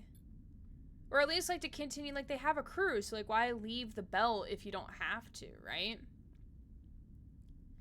You smile and shake your head out at how fast Seraphin can bounce back when he wants to, and as you do, you can't help but consider his plan. Look, maybe it's crazy, but we need a safe harbor either way. I've got a connection in the scatter yards. He'll tuck us away, keep us quiet from everyone. You see Seraphin has his coin in his hand and is turning it over between the fingers as he speaks. If we want, maybe he can help us get into Darkside. But even if we don't, it's a good place to rest up and make a plan. He turns back to the controls to deal with a rapid beep from the new HasNav unit. The Scatter Yards, you've heard of them. They have a reputation as a fiercely independent set of shipyards, just starward of Darkside. A hiding place right under Lane's nose. If you got things to do elsewhere first, go ahead, but the moment we are back in the wash, Lane will be looking out for us. Which is exactly where we're going. Seraphin turns his focus back to piloting the ship. As you watch debris flit past the ship, you turn your focus to what's ahead.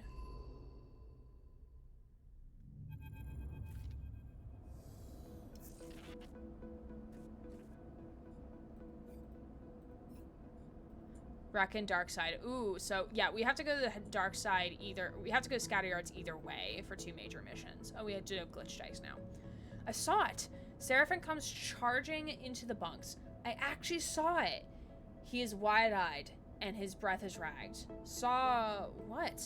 Seraphin takes a moment to catch his breath, suddenly aware of how frantic he sounds. He squints at you. Have you noticed how supplies have been going missing every so often when we travel? I have. Wait, is it the cat? You suddenly recall the mysterious mess that was left behind in supply storage. Seraphin sees the flicker of recognition in your eyes. So after it happened a couple of times, I decided to keep an eye on our supply store. Seraphin lowers his voice. You know, check it from time to time. And just this cycle, I drifted down there really quietly. He leans in and whoosh! Something flew past me. He shakes his head. Knocked me right into the wall. Did you get a look at it? It didn't hang around, but it was definitely some kind of creature. Is there really a creature loose on the ship? You look around the berth and suddenly aware that something could be hiding nearby, tucked into the vents perhaps? We know this thing likes supplies, right? Seraphin is also glancing around for hiding places, so we lock them down tighter, keep it out. That way it'll get desperate. And then, he raises a finger. It'll make a mistake. What are you talking about? Bliss leans in from the corridor. I can hear you all the way in the workshop. Seraphin saw the supply thief. Bliss looks between the two of you with a raised eyebrow. From the way you are talking, I'm assuming it's not human. Something small and dark. It's the cat. It's the cat. Something fast. Seraphin looks at Bliss. We are going to lock up the supplies to drive it out. Bliss looks at Seraphin. If it's an animal, we don't want to make it any more scared and desperate than it already is. How about we lock up the supplies but leave some out in a special place? Try to bait it. And then grab it. Seraphin mimics the act. He's so fucking excited, man. No. Bliss looks between the two of you. We show it has nothing to fear. We tame it. Didn't seem very tameable. Seraphin rubs his sore ribs. Plus, we've already wasted enough supplies on this thing. You want to give it more? Seraphin turns to you. What do you think, Sleeper? We're gonna tame this thing. We're gonna tame a cat. What a waste. Seraphin, shush. You're fine with whatever I say. Alright, Bliss nods. You'll have to come down to the supply store every few cycles and put out some more food. That way it won't get desperate and do anything dangerous. And I'll lock the supplies up tight. Seraphin folds his arms. It won't get into them anymore. The plan's set. Bliss and Seraphin leave the berth, heading in separate directions. You watch them go. It seems your ship has a stowaway. The question is, how will you deal with it?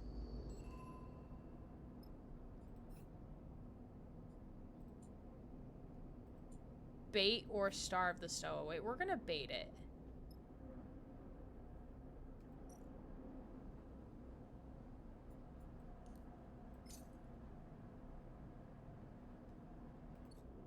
Ooh, so we don't have to do that just yet.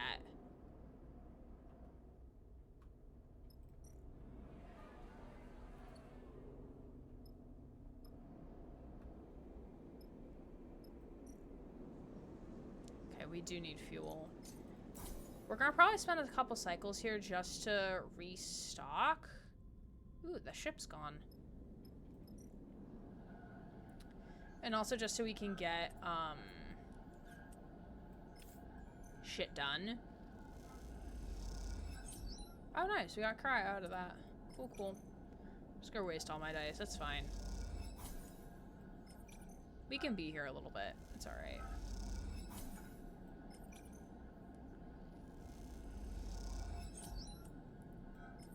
Actually gives my voice a moment of rest, so. Okay,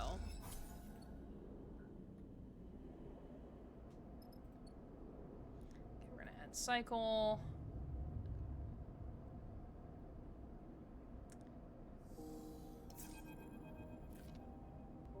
Ooh, here's Eugene. Sleeper, you got a moment? Eugene finds you in your berth. I have news about the Aphelion. Don't stay too long in there. Susie, thanks for the lurk. Eugene has a seriousness you rarely see etched into the hard lines of his face. You remember the ship he is talking about, the Aphelion Path, the last surviving interstellar fraction ship in the Helion system, if his stories are to be believed. Been putting out some feelers for that little lost ship and something came back. He glances around as if the information might leak to some unwanted source. I've been working with a contact of mine, a signal chaser, working out of a hollow. He's got some promising data. He followed the trails from the hidden wreck we found, calculated the possible vectors. If this thing is still in the Helion system, it's in the shoals. He folds his arm across the broad chest, watching your reaction. Do we trust this person? He sucks in a breath. As much as I trust anyone. I haven't told him what exactly we were tracking, just gave him the signature. There's a chance he hasn't figured it out, but the problem is the signal chaser's gone quiet, nothing for a few cycles now. Maybe he got wise to the value of what he found, but I doubt it. Maybe he just took a holiday. Eugen grins at his own joke. I reckon we pay him a visit to the Hollow, turn up my ghosted contract, see how viable the data looks. It looks good, we go out and get the ship. It doesn't? No harm, no foul. What about Vesna? What about her? Maybe she's involved, I doubt it. But he holds up a finger. Could she come sniffing around after the fact when a whiff of the data gets out? That's what she does. That's all I got, Eugen winks. Keep it between us, alright? We'll let the others know when we hit the Hollow. But remember what's at stake here, Sleeper. An interstellar ship, a ticket out of Helion. It'll be worth it. With that, Eugen drifts out of the bunks, whistling. Ooh, okay. Okay, so we'll feed our little stowaway soon. We're gonna do more shit here.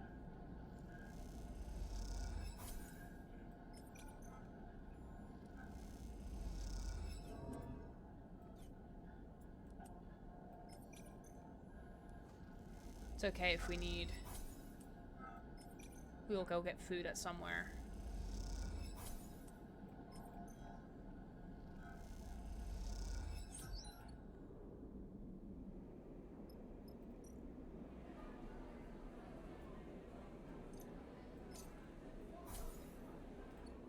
Nice. Okay. Then one more sleep. Then we should have our monies back up to where I would like them to be.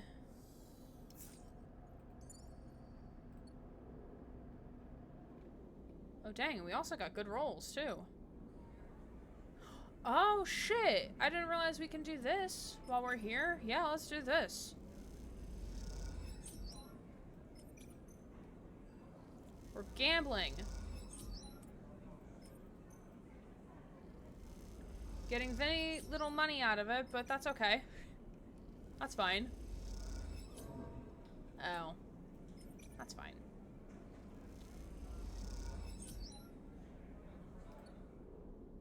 Fun, fun, fun. Oh, we can also upgrade. So we could get another point. Or...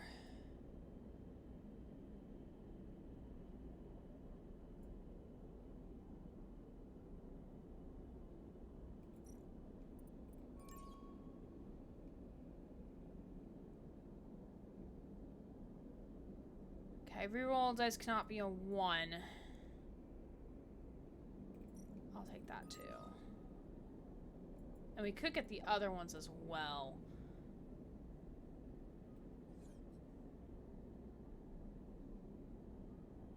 Okay.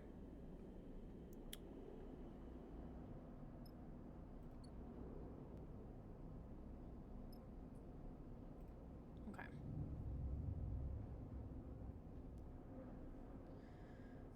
Alright, we're gonna feed our little stowaway.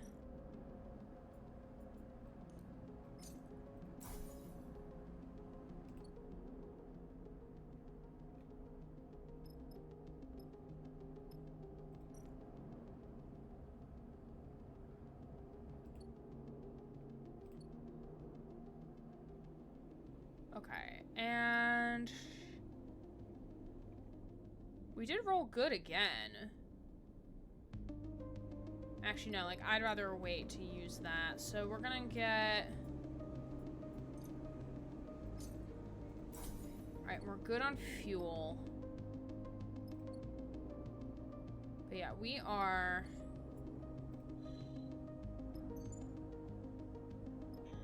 Had enough in there. Okay, so we have to go here first and then Greenbelt.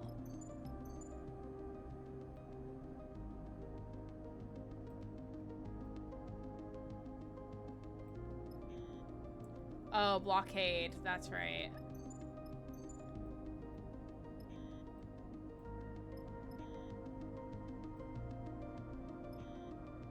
Oh, so the hollow is where he wants us to go. Okay. Welcome back, welcome back. We're gonna get to our destination and then... Oh shit, I forget like every time we go somewhere, like oh fuck, I forgot about that. Damn. Yeah, we got a lead on the Helion ship from Eugen. Damn, I had such good rolls last time too. Fuck.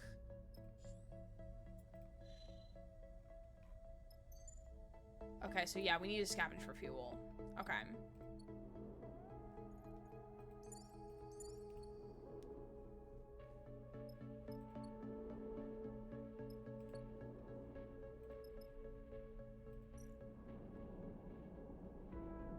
Don't need supplies, we need fuel. Which is my weak point. I don't do that. I don't remember what data scraping gets me.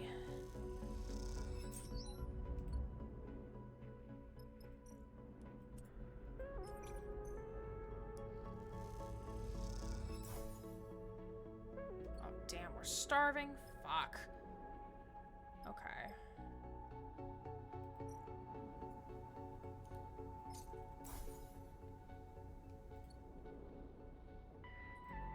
Okay, end cycle.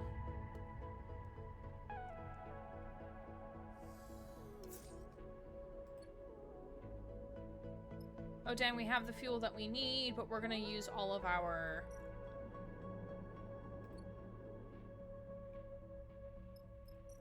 Or most of these first. At least the 3s. Yeah, because there really isn't much we can do, because these are all endurance checks, and I'm like, I don't have endurance, my guy. Okay, so yeah, we'll have enough fuel to get there. Okay. Okay, so we are going to take a 5-minute break. When we come back, we'll go to the vegetation area. I forget what it's called off the top. The Greenway. I think it's the Greenway or the Greenbelt. But we're going to come back after 5 minutes to continue on playing. So I appreciate you all being here, and we'll be right back. The little bitch affectionately. We love him for that. We'll see if he lands. Alan, that's not how you get to Alice. Oh, so close. So close.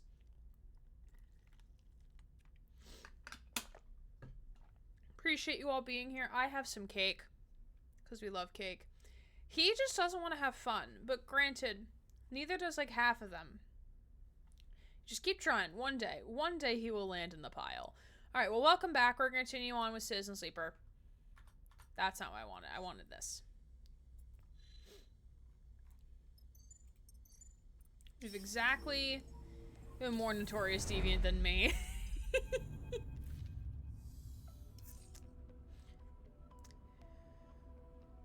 Ooh, we rolled well. Hell yeah. Sleeper, you hear Bliss's voice hiss as you pass through the rig's central corridor. You have to come see this. You follow their voice and find them floating outside the supply store looking in. Oh wait, it's the cat! Bliss holds a finger to their lips and nods inside. Quietly, she's eating. Look at the little stray!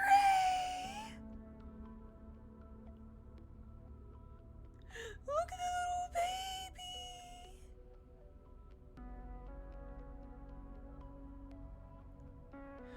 baby! With also like the little arm. Oh, poor baby. Oh, precious. They were selling plushies of the stray, but I was like, nah, I'm good.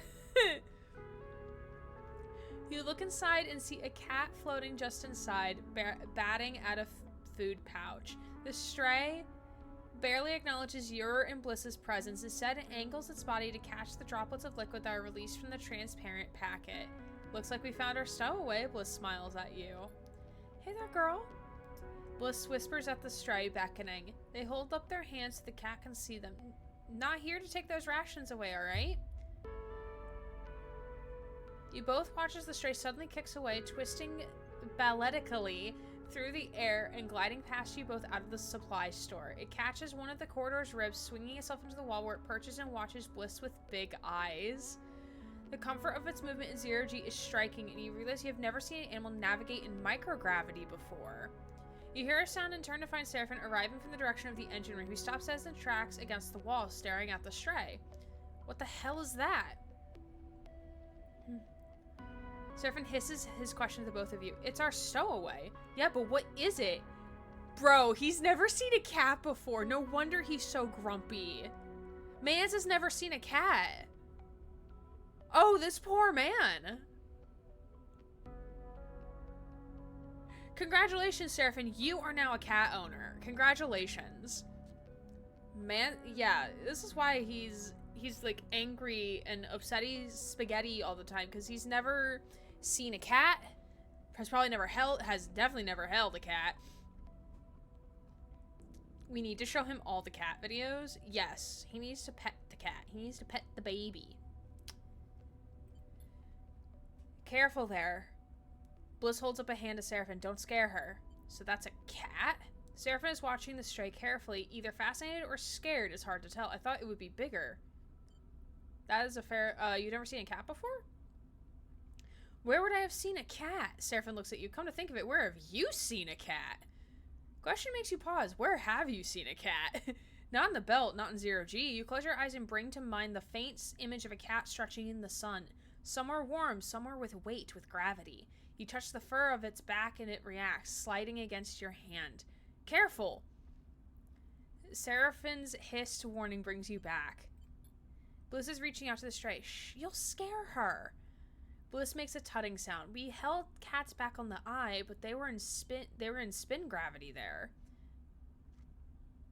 The bottom option is evil. He just needs a kitty. The stray's big eyes watch Bliss' hand as it approaches. When they touch the top of her head, the stray does not move, does not react. Look at her leg.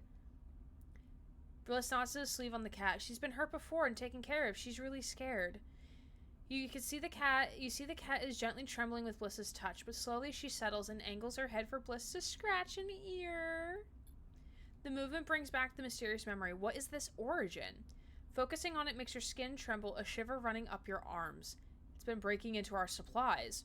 Seraphim has his arms folded and is looking at Bliss. Now we've caught it, we should let it out. Look at her. She's not going to do that again. Bliss eyes meets the strays. You aren't going to do that as long as we feed you, right? That may be true, but we can't risk it happening again. What if we be on a contract? We can't keep it. She's ours now. Adopted. Grabs cat. Ours now. He's wrong.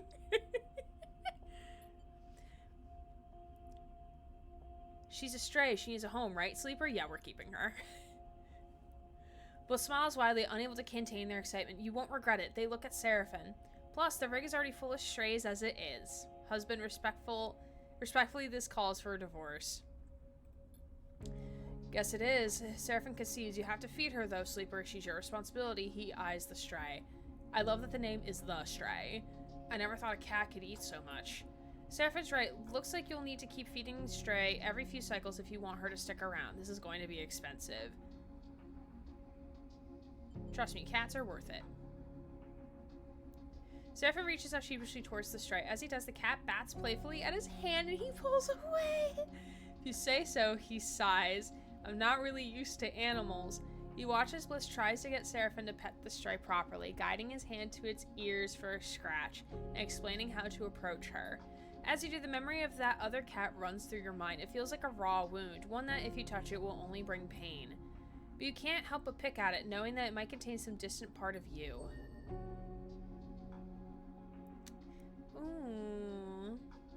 Lane would let me keep the cat. Yeah, I adore this dysfunctional family. Ooh.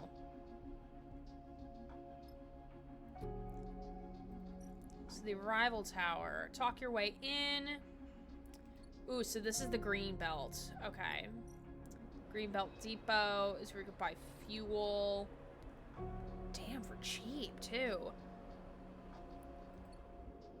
Damn, we get stuff for cheap here. Very happy about keeping the spores here for cycles. Won't release them till you pay a handling fee. So we need... Get the spores from Greenbelt. Okay, so we need to do all the convincing in the world right now, which should be pretty easy. Fabricate permission.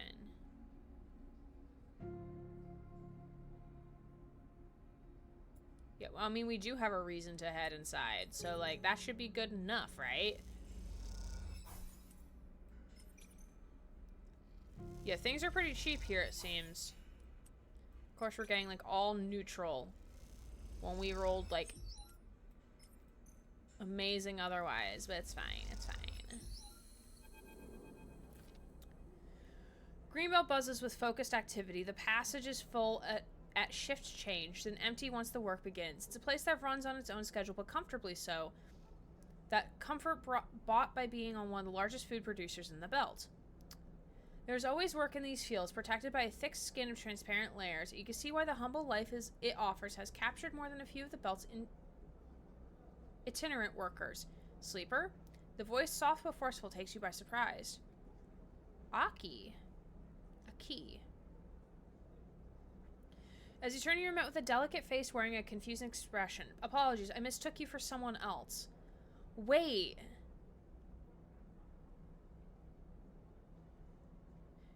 Is this someone from the first game? From the convoy? I feel like she is.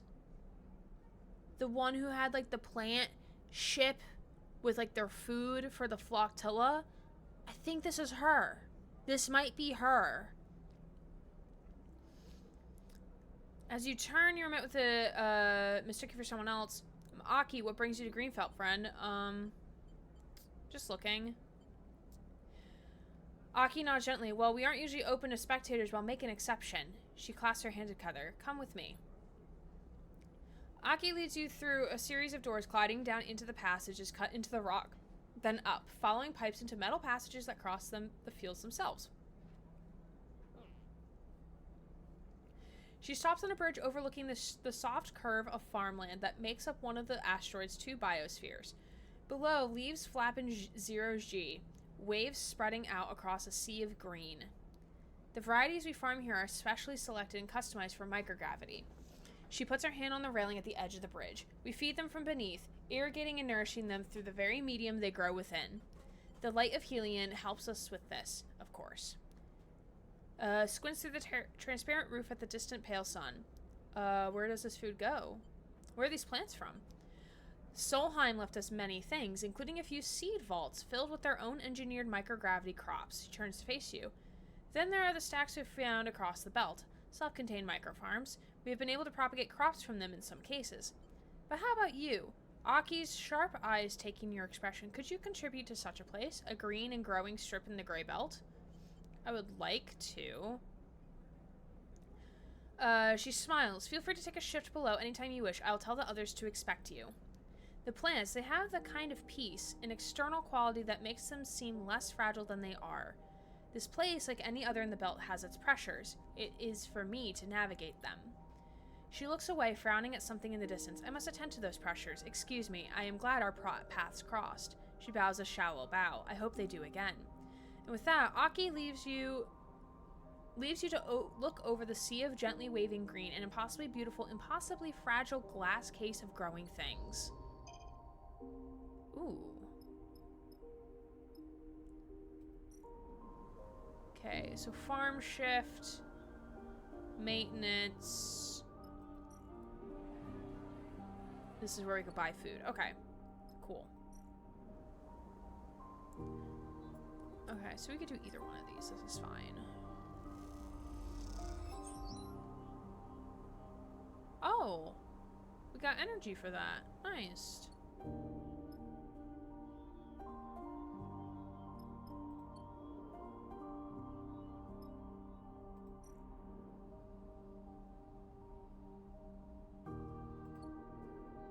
I don't know how often we're supposed to feed the stray. I don't know. I don't know if it'll be like another cycle clock or something. I hope it will be.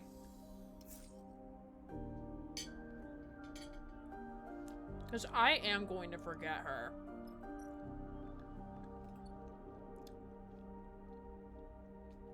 Because I don't want to feed her like too often, you know?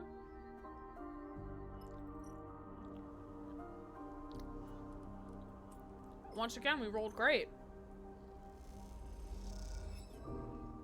Lost energy, that's fine. We're probably not gonna get paid for any of the work we're gonna do. Yeah, we ain't getting paid. Is there something over here? Supplies, and then this is, spores.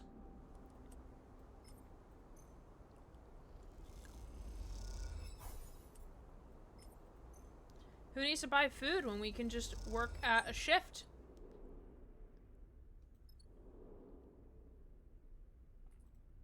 Yeah, we just need the stuff for Nemba. That's all we need.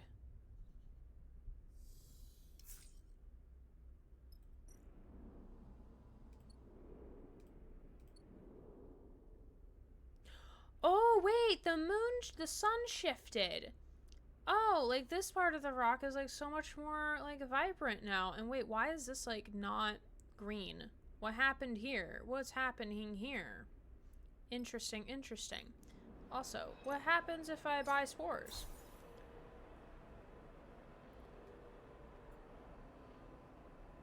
Oh, wait. Delivery spores. This is the spores he was looking for. Oh. Duh. Okay. That's fine. That's fine. Okay, I wonder, can we somehow squeak this by? Hell yeah. These are not the spores we're looking for. You have a natural ability with the plants. Aki's voice makes you look up from your work. It's rare. You expect Aki's typical warm smile, but she looks pale, distracted. I have something I want to discuss with you. She leads you out of the biome into the damp, rock-cut tunnels that run just underneath the surface all across Greenbelt. Sure you've noticed this section of our fields have been lying fallow. Aki says as she glides through the low tunnel, it's been like this since I took over as admin here. My predecessor was the one to fail it, and confidence was lost in his vision. She shakes her head. But we have been unable to recover it. No matter the crop, the preparations, nothing will take. Aki leads you through the set of double doors and then immediately up into the second biosphere. Immediately you feel a difference. The air is dry and a thin, choking dust fills the space. Aki puts a hand and rubs the dust between her fingers. With its output halved, Greenbelt is under threat. Those who wish to control this place are circling. We cannot lose our independence.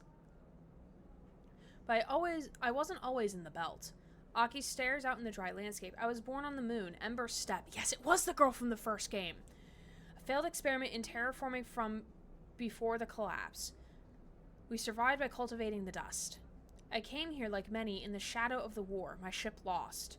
Aki pauses and takes a moment, the loss still fresh in her mind. But it held the key.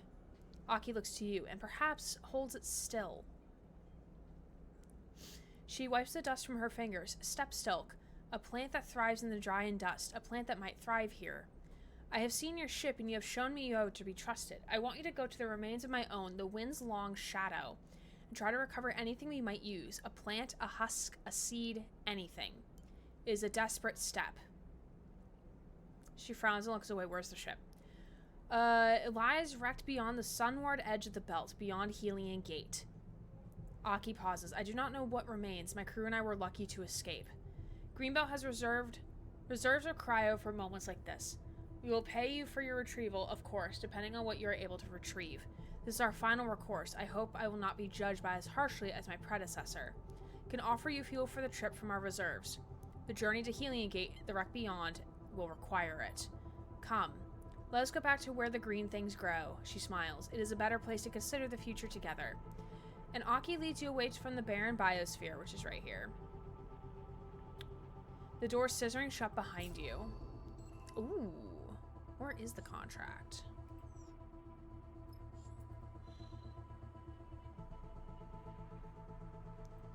So we are here. Hollow.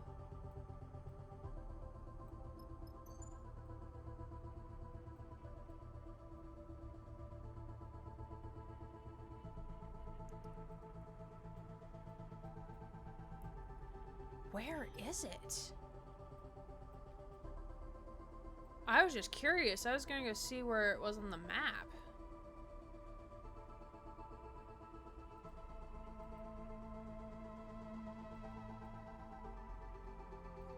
Where the fuck is it, though?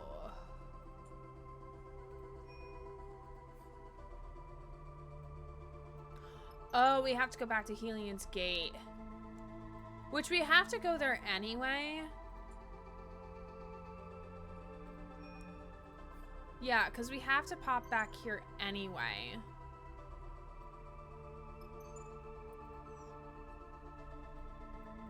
Let's make sure there's nothing else here I want to do. No. There literally isn't anything else for us to do. Okay. Though we should get more supplies while we're here.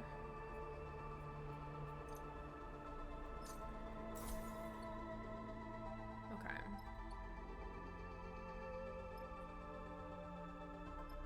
Map. Yeah, because we can't go directly to Farspindle, because that's where we have to give Nemba his stuff. We did not feed Kato. We did not feed Kato.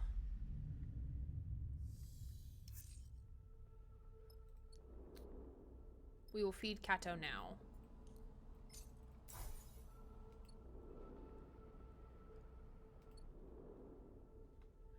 Oh wow, look at this, look at the lighting. Because like I guess like the rotation of the star changes. That's actually really cool. I haven't noticed that until this playthrough, actually. Or like this right now. We got supplies, I'll take it. Okay, but we don't need anything else from there.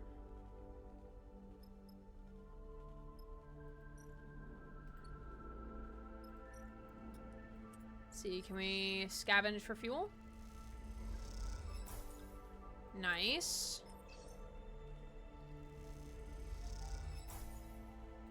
I know our energy's low, but that's okay. We're gonna go on contract, so it's fine.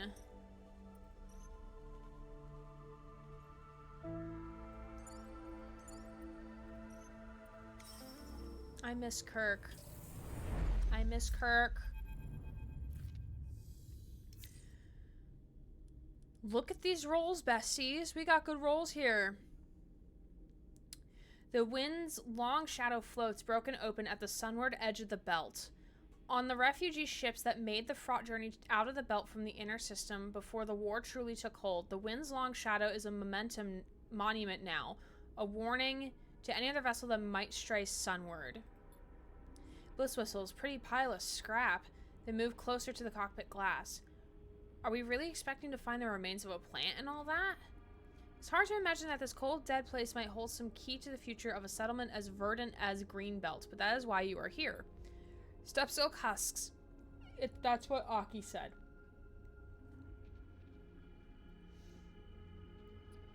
The crop she brought from her home carried out with the refugees. If there's anything left, it'll be your job to continue its journey from this place. This is no salvage job, Sleeper. Seraphine gets up from the cockpit. You need to be delicate. The more of those things we can get out, the more Aki will pay. Not to be totally a mercenary. Seraphine winks at you. You look out at the wreck, shrouded in debris. Delicate. Right. Time to put that to the test. Okay, so crop processing. Leaking atmosphere. Your search is making it worse. If they lose it all, any husks will be destroyed. Okay. So, this is the negative output. So there really isn't a negative here. And then this is a negative here. Okay. Okay, let's get crack-a-lackin'. Alright. Okie dokie. We will start here.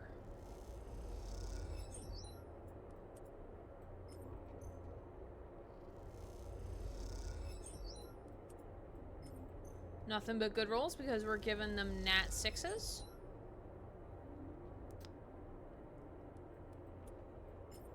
We're kind of just gonna do one at a time at this point.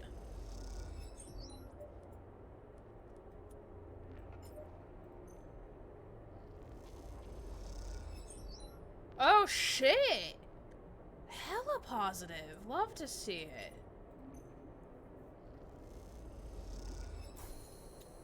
Done. Did we get any? Ooh, we got one husk. Okay. Then interface. We're not going to use Bliss as 1. And then Eugen is terrible for both of those, so let's see Broken Dust House. We can put him here, see what happens. Neutral outcome, okay. Alright, and then we're gonna go sleepies. Good night. Good night. Oh, of course, this is when we get bad rolls. Of course, of course, of course. Okay. So... Bliss again rolling 6s for us instead. 3 for container hunt. Hell yeah. Nice. We might finish this one.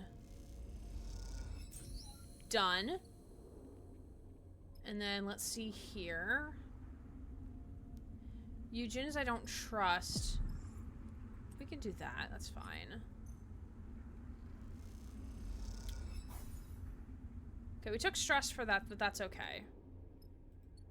Okay. Eugen's I don't trust.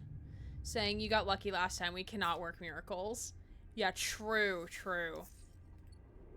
Oh shit, we have even more good rolls this time. Nice. Love to see it.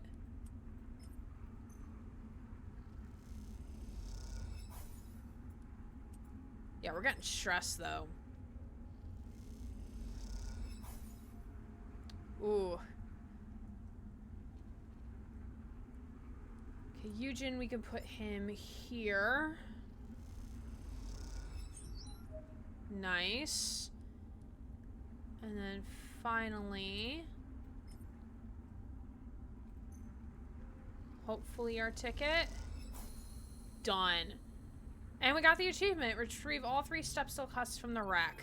Nice. Oh, I like lifted up my glasses. That felt weird. If the wreck wasn't dead before, now, scoured of the final husks of life, it surely must be. As Seraphine starts up the drive, you give the wind's long shadow a final look in its resting place. It's hard to feel sad about another chunk of scrap orbiting in a system that is made of nothing but the scrap of past regimes. But the people who lived on it and built this ship, those people are worth a moment of memory. You think of them as you prepare to leave and hope that they, like Aki, have been carried on to new lives beyond the desperation of escape. And those that didn't get out, you hope your passing through this place did not disturb them. We shall leave. Goodbye.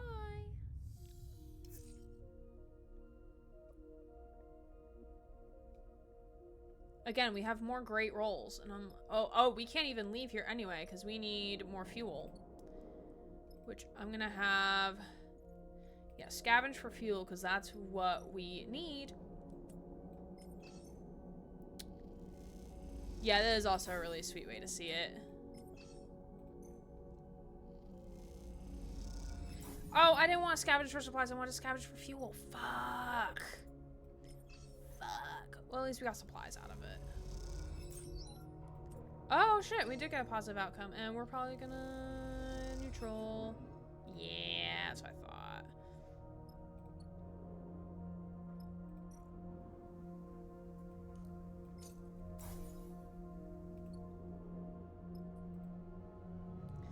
I mean, feed the cat. Feed that cat. Kitty hungers. Ooh, nice. We did get fuel. Kippy. Okay. Alright, first... Okay. First, we're gonna go back to Farspindle. We're gonna give Nemba the shit that we promised we would give him. Okay.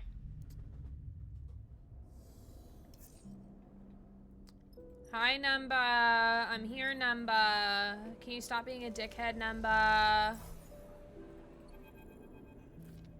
You remembered us. Nemba appears at the loading dock, slate in hand, as you load the crates into the back of the kitchen. I'm a little surprised.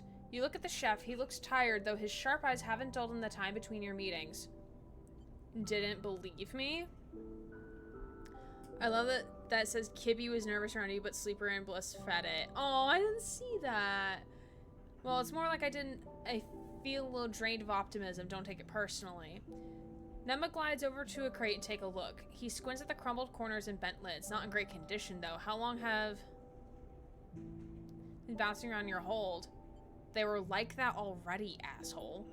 Now that I can believe. They didn't bother to bring them to the right station, after all. I have a place picked out on one of the bays to cultivate them. Warm, damp, near the air recyclers. He pushes one of the crates gently into the kitchen. It shouldn't take too long before we have mushrooms to cook. You follow Nemba into the kitchen, remembering your shifts working here. They were long, but the company was good. And as with all things, the difficulties have faded with time, leaving a good sheen behind. Nemba seems to catch the way you are looking at the kitchen. Much the same as before, I'm sure you noticed, but twice as oversubscribed. Each cycle, more refugees come out of the inner system. The war isn't going anywhere. Nemba pushes the crate into a storage rack and pulls netting across it. They disperse across the belt, of course, but many don't make it much further than the overhang, especially if they can't work. It's not just food either. We need blankets, housing. Nemba suddenly pauses and shoots you over a look over his glasses. Tell me, how is Greenbelt? Well run. I heard it was organized as a cooperative, all the workers sharing in the trade of their goods, but no chits exchanged, only resources for the colony.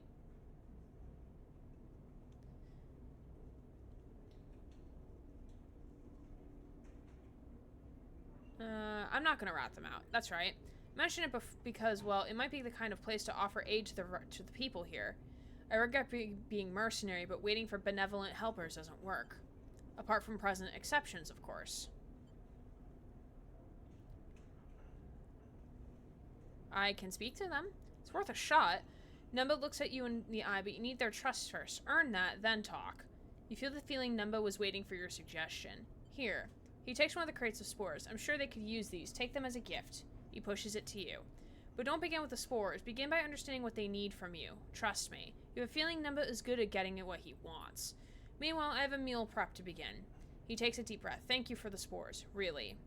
Thank you for saying thank you, sir. So basically what he's getting at is that the Greenbelt might be more ideal for refugees instead of like a place like the Farspindle, I think is what he's trying to get at. Because like It doesn't rely on currency. It's a very cooperative environment where, like, people help each other, like, get the things they need to do, and they are always looking for people to work. So it makes sense. I just hate him being a little dickhead scumbag, wriggly little worm. I'll keep asking for help. You have to forgive me for that. It doesn't mean I don't understand what you are giving. Now get out of here. He waves you away with your crate of packed spores, his expression somehow both withering and encouraging at the same time. Nice. Cool. Alright, so we can never go see him ever again. Cool. Awesome. Yay. Okay.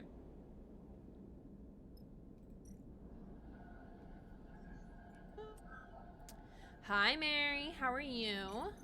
Good to see you.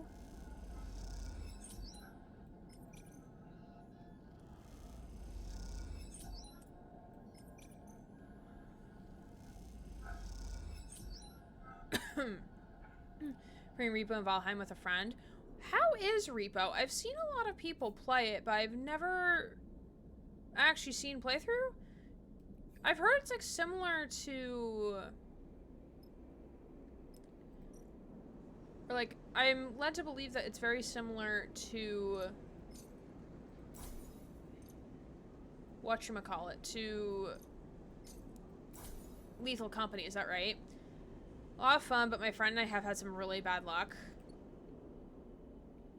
I would be curious to learn more. Oh, so it is like Lethal Company. Okay. What makes it different from Lethal Company, then?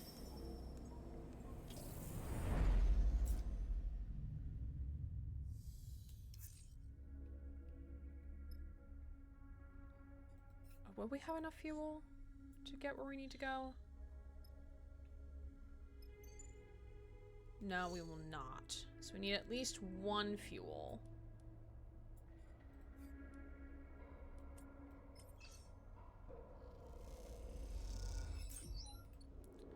Oh, and we will feed the stray.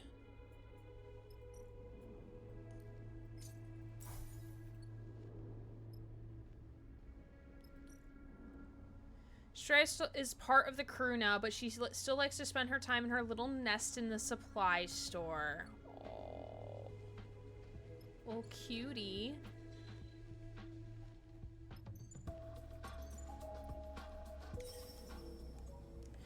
Your cute little roboto that has to sneak through places to repo stuff while avoiding monsters. You can get upgrades and weapons to help you survive. Oh, okay.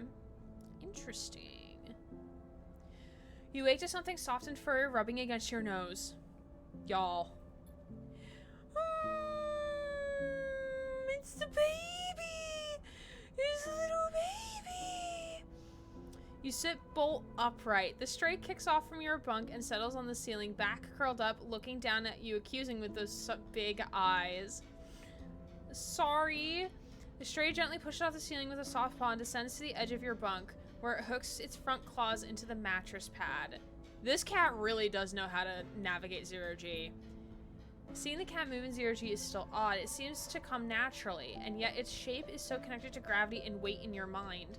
A cat should not have the heavy, soft form of a mammal, not the languid, liquid presence of a floating thing in front of you. The stray uses its hooked claws to twist and spin itself so it softly slides against you with its back, rubbing against your arm and purring.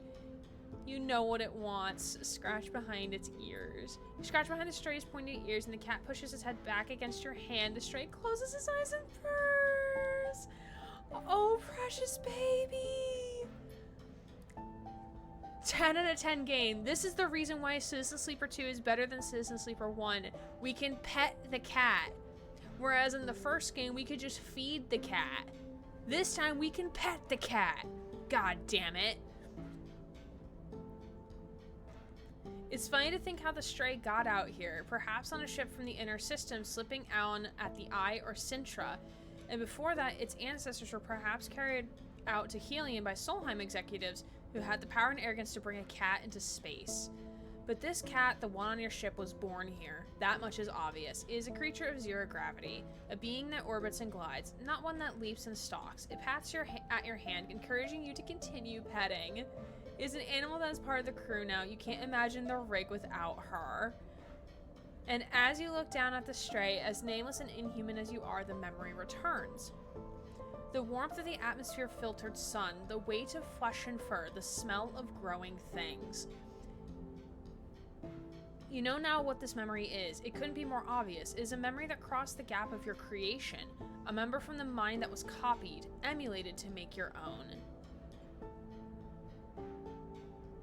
I'm gonna adopt it as part of us.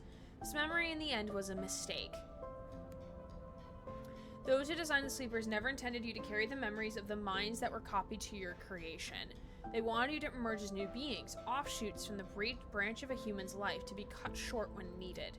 But mistakes can often become the most powerful and meaningful of emblems. They can guide a being more strongly than any success ever could. That's because at the heart of every mistake is the possibility of change, of a shift in the status quo.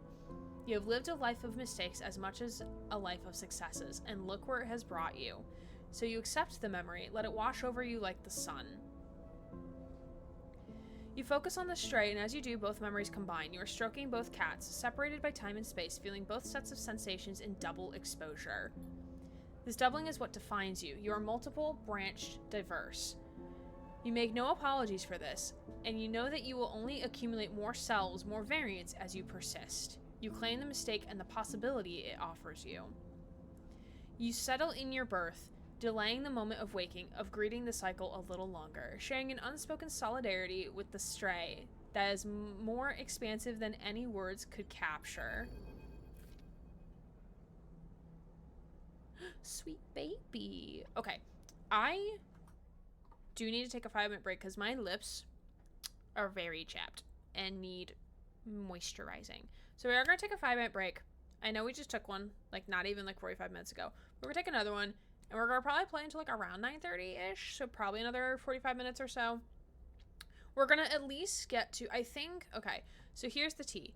I think we should go to, not Scatter Yards. I think we should go to the other destination first to see if the ship is a possibility and then save Scatter Yards for next week. That is my thinking of doing.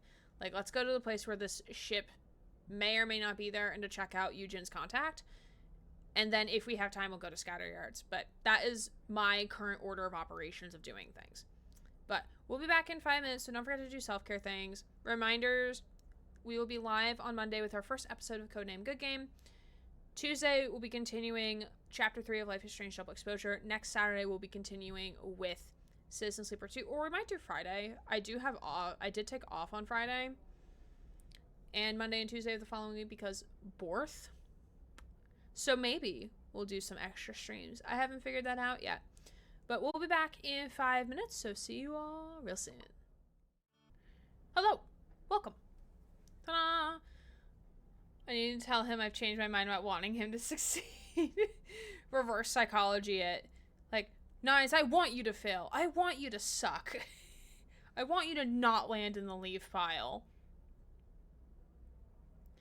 I am playing the world's slowest playthrough of Alien Isolation. I'm sure my first playthrough probably was very slow in comparison. I mean, it took me 30 or 40 hours to do one playthrough on Novice. So... Why the corner? He likes the corner. He can camp a pallet over there. I want you to suck, don't we? Okay, back to gaming. You bring the step-silk husk you gathered from the wind's long shadow to Aki, and she's as pleased as you would expect. You meet her on the bridge overlooking green fields, the greenbelt workers quietly toiling below, while the air recycler's winds gently rustles the leaves of the crops. She's a trickster without the D on the keyboard. That's so fucking funny.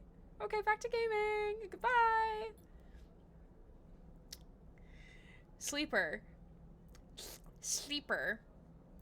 Aki holds the husk to her chest. Thank you. These are a new beginning for us. Aki pauses, knitting her brow. How was she, the wind's long shadow? She must have been beautiful once.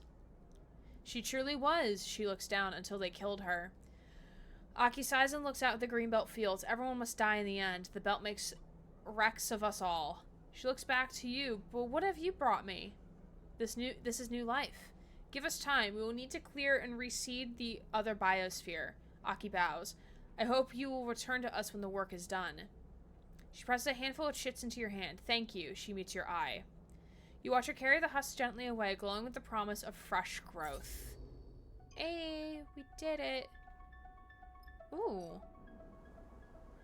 The weave. Aki's working to integrate the stepstoke into the biome, shoring up Greenbelt. She should come back when she is done. Oh shit. But we literally can't do, we rolled good and we can't do anything here. And we do need fuel. Which, knowing fuel and supplies be here, oh shit, she gave us a lot! Okay, so we need to leave the premises. Alright, so we're going to the Hollow. We gave her triplets. Game, why you do this to us? It's fine. It's cool. It just means we go to the Hollow faster. I'm fine with that. Sleeper. Eugen takes you aside. I'm going to head into the Radius Markets to find my contact, the one with the data on the Aphelion. You should come with me. 2 sets of eyes are better than 1. Who is this contact anyway? I'll be there when I can. Okay, but remember what I said. Trails run cold quickly. Eugen grabs and heads for the airlock. You watch him go, unsure what his swagger might hide, but you've come this far with him. Maybe it's time to see where it all leads. Ooh. This is cool. Look at this little station. Yeah, it's really cool. Here, eat a piece of my cake. This is like my leftover cake from last week when we were streaming and I didn't finish it.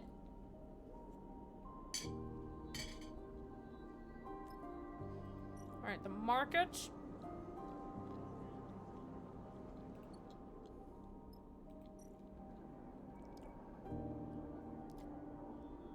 Ooh, why are we already 2 here? Nice. Well, I should probably tell the ship what we're doing.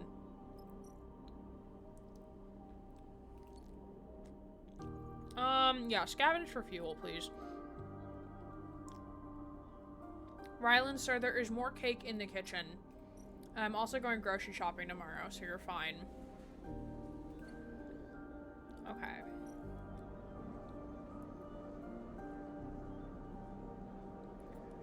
Okay, let's see.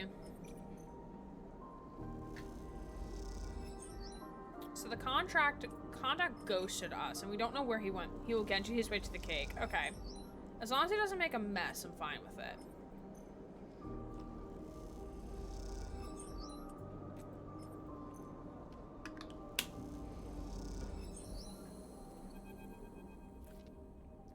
The Radius Markets surround you in Eugen.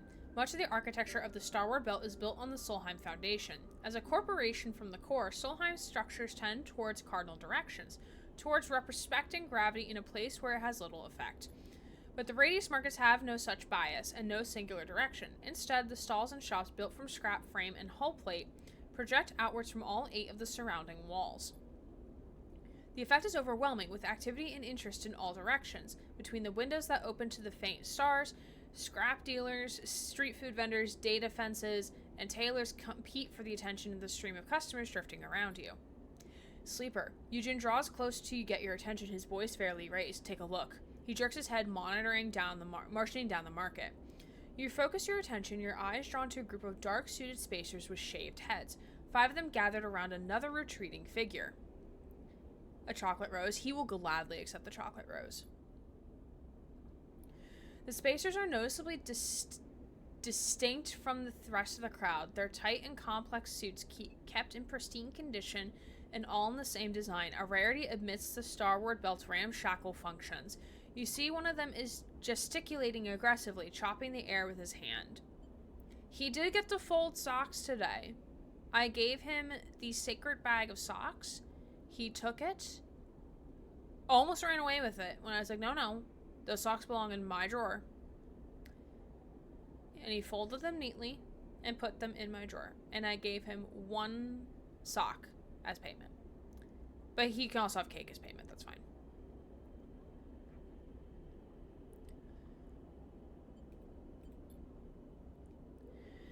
Eugen nudges you again. Not the singers. Not the singers. Not the High School Musical varsity team. Oh no, what will we ever do? Oh wait, it didn't trigger. Hold on.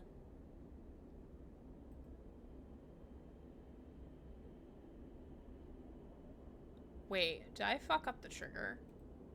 Greg gave me a sock. Rylan is free. How about a cake that looks like a sock? He'll probably take that too. Let's see.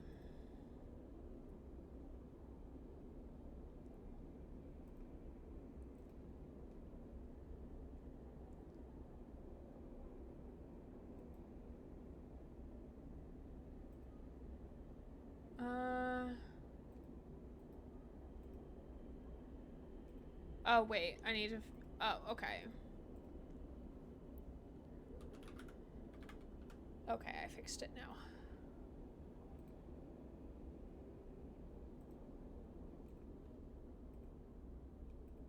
Makes cakes in the form of things Rylan should not eat. Soap, bleach, socks.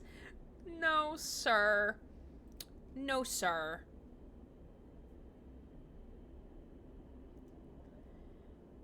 You glance at him, unsure of that term, the ones they are threatening. Eugene starts to move forward, his eyes fixed on the group. That's my contact. You turn back to the group. The singers are, as Eugene called them, and see they are rounding on the figure now. Their body language is clear. This is about to come to blows. Is it real or is it cake? Eugene... You two really had a hive mind moment there.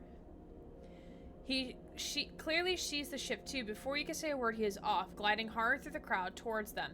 You give chase without thinking, kicking off the nearest strut and angling yourself towards the center void of the market behind Eugene. He doesn't stop. He barrels straight into the singer, sending two of them spinning into the crowd to a chorus of shouts and protests. Susie and Julie sharing the brain cells today? Oh, absolutely. You know what? Fuck it. We're gonna join the fight. Before you can affect the situation, one of the singers strikes you across the chest, slamming you into the wall below you. You bounce, stunned, spinning away before a singer grabs you from behind, holding you up to another member of the group. You hear the singer holding you call him Peter. Oh god, I don't like him either. Leader of Ember's Song Refugees. Wait! I think he's also from the first game. Ember Song Refugees. Yeah.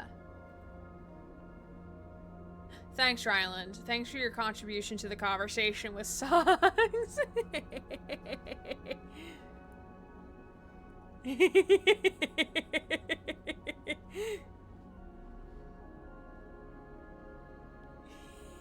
I discovered how to do a thing in Firebot.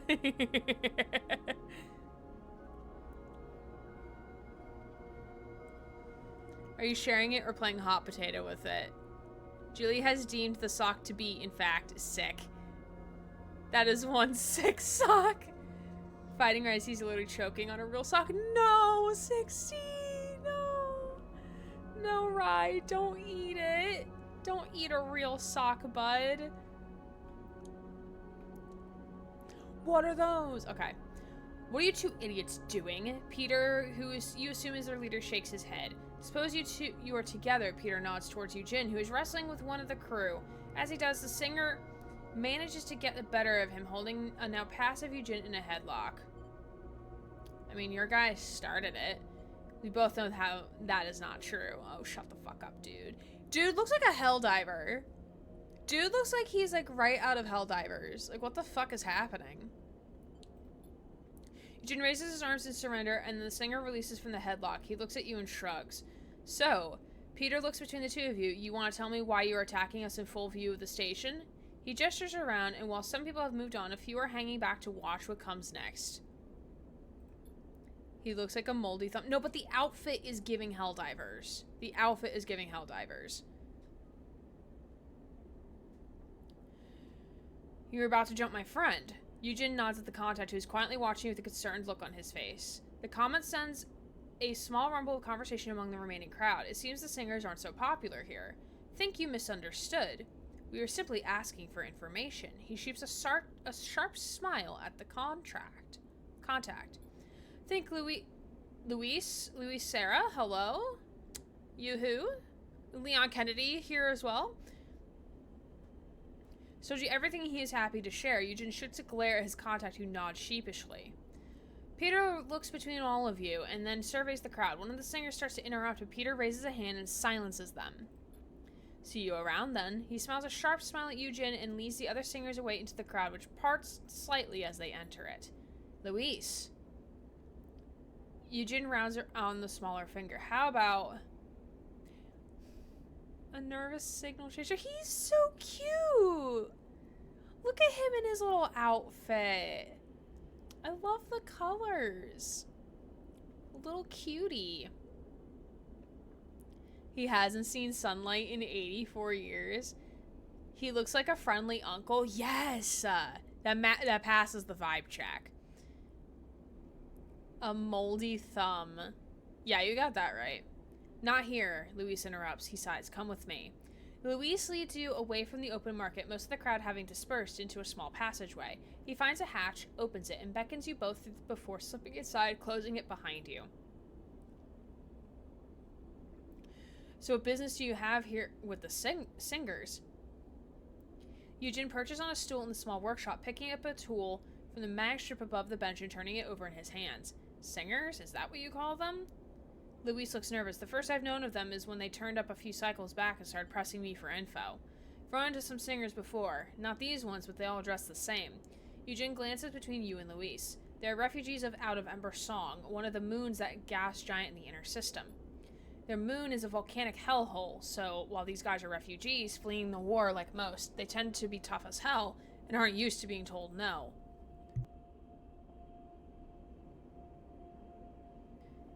Wait, you're right!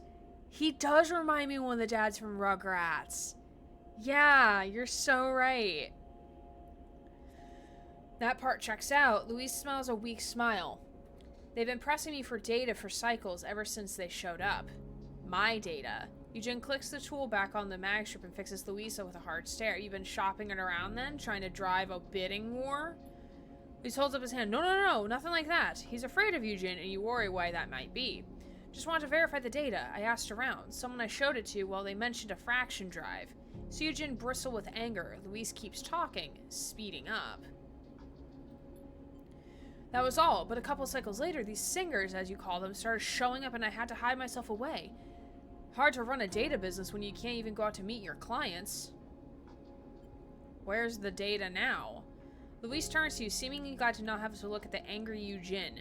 I have it, don't you worry. And it comes with a hell of a story. The friend I showed it to, he told me he's heard about that ship before.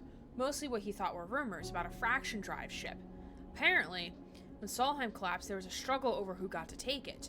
2 execs from the old corporate hierarchy wanted it, and some of their underlings found out about it too. Those wrecks you visited? That was the site of a battle over the thing. The ship is hot ticket even then. You think back to the twisted and blasted remains of the ship, the wreckage strewn across the asteroid. You wonder how many died to try to get to the Aphelion Path and its golden drive.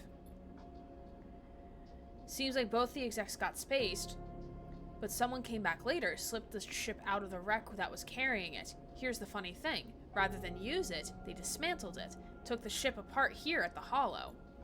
Hell, there's probably strut work from the Aphelion Path in this very station. Luis looks around at the salvage compartment you are all inside.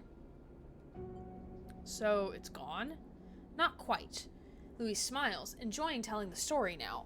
They weren't stupid enough to dismantle the interstellar drive. The story goes that they buried it on a rock out in the shoals, totally unmarked. With thousands of rocks out there, they could leave it as long as they wanted and come back when they were ready.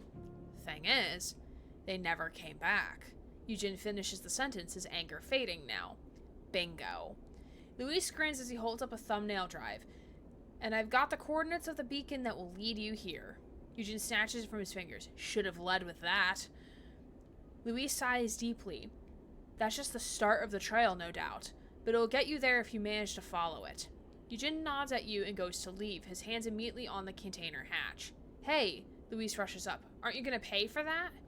Not after you leaked the fraction drive exists to your friend, the singers, and anyone else who's looking, no. Eugene pulls the door open. Keep it quiet next time. Luis turns to you. Come on, friend. The singers chased away my clients. Shows you upturned his palms. 50 cryo for that effort, or whatever you have. I'll take it. I'm desperate. Yeah, we'll pay him. We pass him the chits, and he clasps your hands. I appreciate it. He looks over your shoulder to see if Eugene is still there. Hey, look, be careful with that one, alright? He's not to be trusted. You turn and Eugene is already gone. You follow him out of the container. Okay, but can we ask Luis why he shouldn't be trusted? Hello? Time to go find a fraction drive. What's here?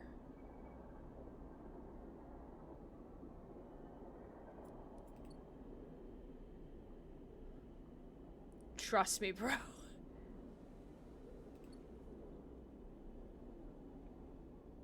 Ooh, so we currently don't have a place to get fuel, so we have to wait to go.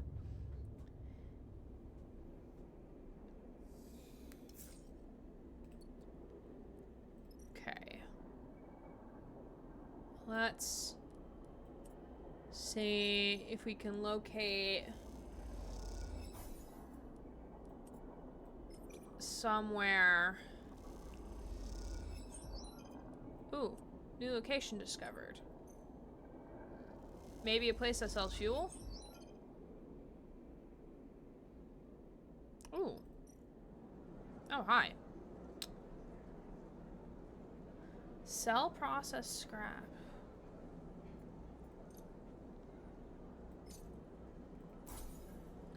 Okay, we filled the fit the fuel.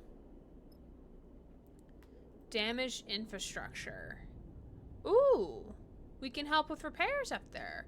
Conway Aftermath, you've heard that a drifting Conway munition may have been the responsible for damage to the pole, but was that just a rumor? Interesting. Okay, and we do have enough fuel. So...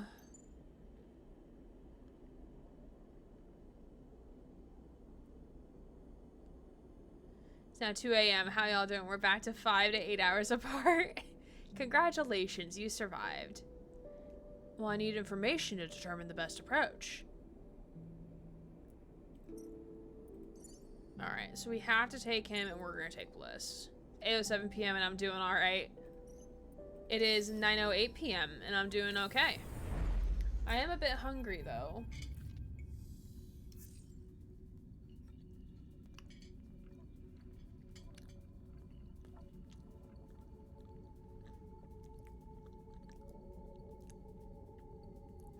Back to our regularly scheduled time zone.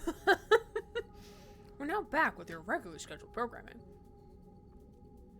Hi, Nyrim. Nyrim.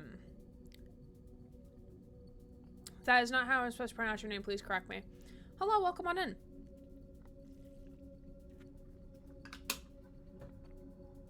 Hope you're doing well. Susie, you are very excited to welcome in Nyrim.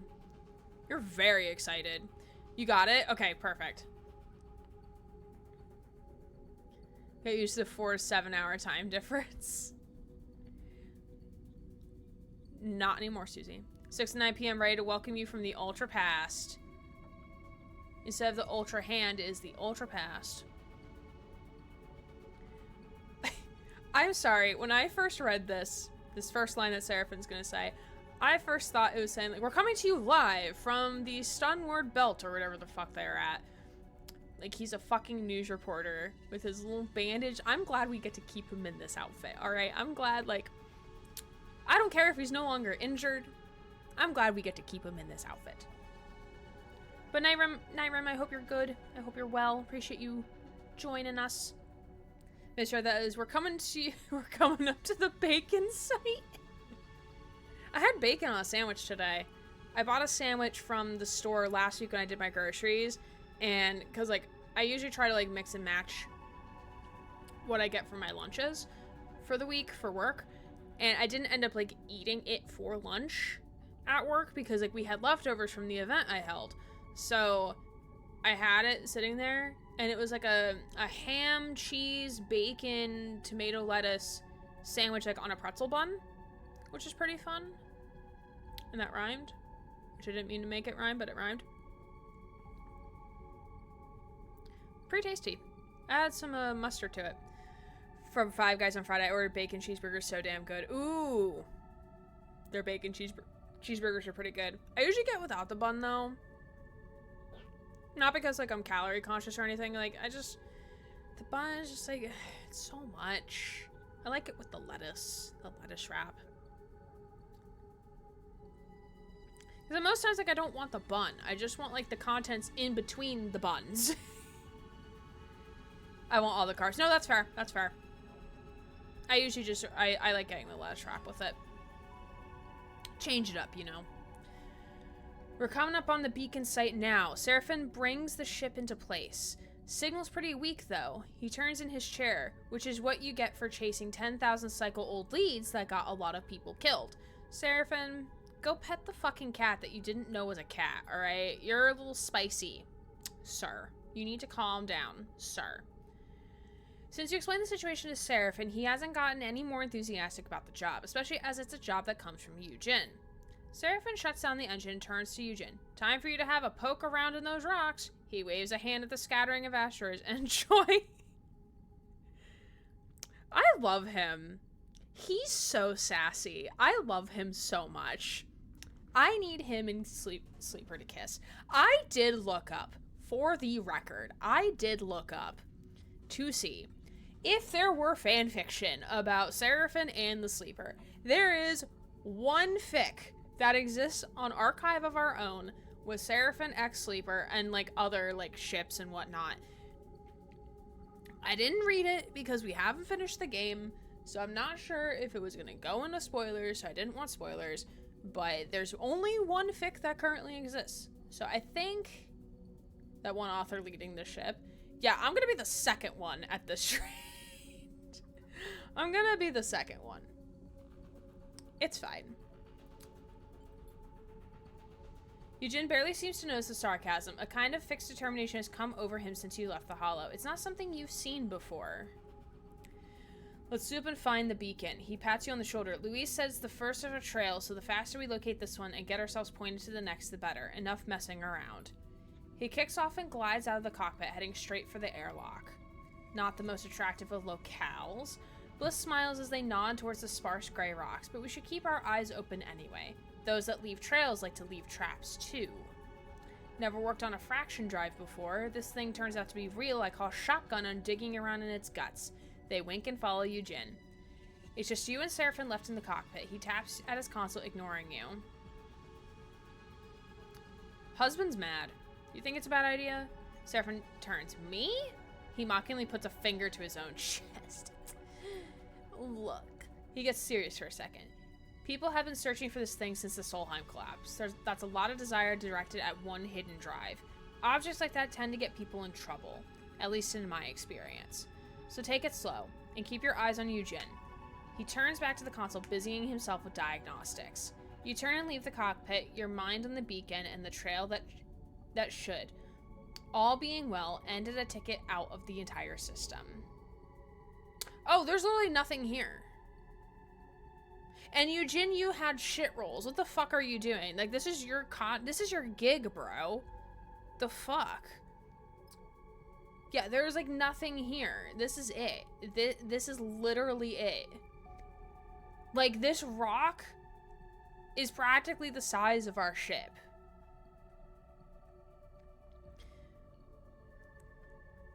Seraphim and Sleeper smooched. The end. Post-fic. Husband, please, we almost divorced you over the cat. True. Okay. Well, Yujin's useless. Okay. So...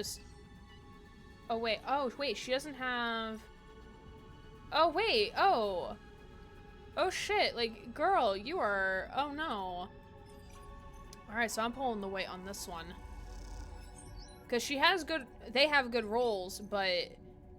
not the skill we are looking for, unfortunately. Holding all my hopes and dreams. I don't know how big the rig is. Nice.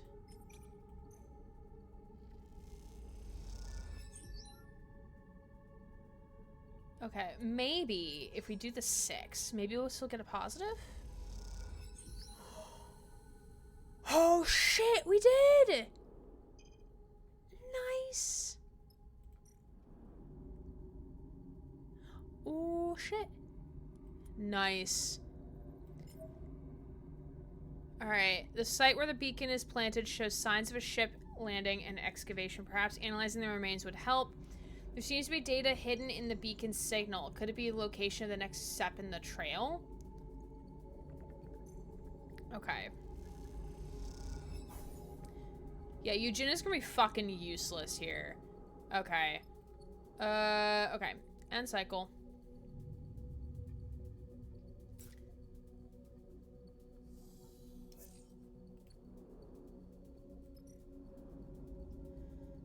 Okay, so I'm gonna continue making moves. Insist incoming isn't useful. True. Use this one. Okay. Nice. Here for this. Nice.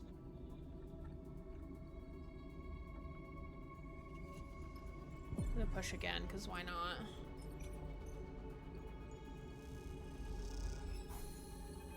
Nice. We're in. I'm in. Eugene nods at the data port, deep inside the body of the beacon. He peers through his suit's faceplate at it. You have a part of the plating removed, and you're pretty sure you have access to the coordinates you need. All that's left is to slot a drive. I've got this.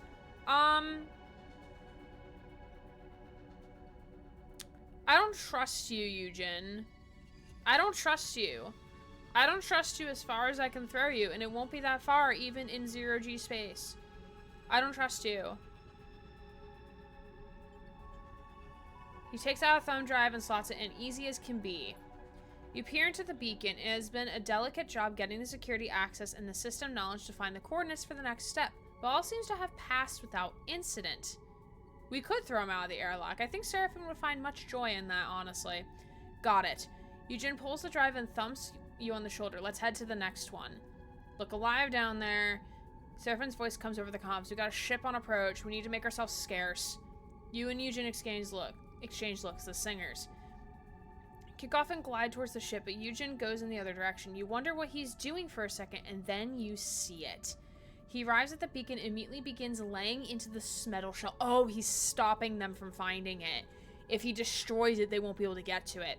Pulls a tool from his suit's belt and caves in the beacon with an anger that chills you. When he's done, the beacon's just another chunk of debris in the shoals. He joins you in the cockpit. Seraphim gives you a look but doesn't say a word. He just silently taps in the new coordinates. You look across at Eugene, his expression fixed and his eyes cold. Then Seraphim fires up the drive.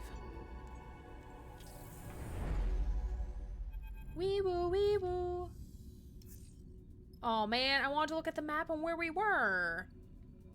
Now this is a bigger asteroid. A shrill bleep wakes you from your stargazing. That's a psychopath on board. What was that? Seraphim looks around the cockpit as warning lights and sirens sound all over the ship. The terminal screens flicker, some of them not coming back on. You hear a groan from somewhere deep in the ship. Some kind of pulse? An energy weapon? Seraphim slaps the sign of his flickering terminal until it stabilizes. On it, you see a red dot moving further away from the center of the circle. The ship is accelerating away. Seraphim taps at his console, bringing up the transponder information. He turns to Eugene with a hard stare. It's Vesna. Oh shit, it's her. Eugene shakes his head. Got it on one. Seraphim grits his teeth. The limb hound. Registered in the far spindle. He slams his fist on the keyboard. What did she do? She knocked out our drive. Must have been waiting for us. Seraphim sighs. We'll need to get it activated as quickly as we can. Eugene is up from his seat, peering out the window to the large rock floating out just outside. The beacon has to be there. Vesna cracked it and then waited for us to catch up. She was trying to dissuade us. Well, she's done a pretty good job. Seraphim scrolls through layers of drive diagnostics. Give up now?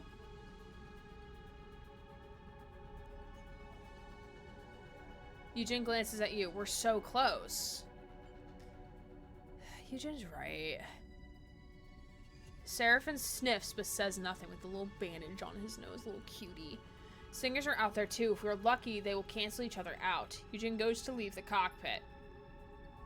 We decrypt the beacon and fix the drive. No distractions. Eugen kicks off and glides out of the cockpit towards the airlock. Drive is likely just a system problem. Bliss gives you a serious look. We isolate the fault and it shouldn't be an issue, but it isn't going to happen fast. I'm scared of what you could do if we said no. Yeah, I didn't want to say the perceived no option in case if it was like an actual no, because I do want to see what happens in this plot line. Look, Seraphin turns this in his seat. We're in this now, no way back, only forward. But the moment this goes south, and it will, I'll pull you out and we are leaving, whether Eugen wants to back out or not. Okay, I get it. Understand. Kidder is okay after she hit the ship. Yeah. Seraphin turns back to his console. This, as far as he's concerned, is your problem to fix. Ooh, disabled drive. Ooh, so we also do need to fix the drive as well.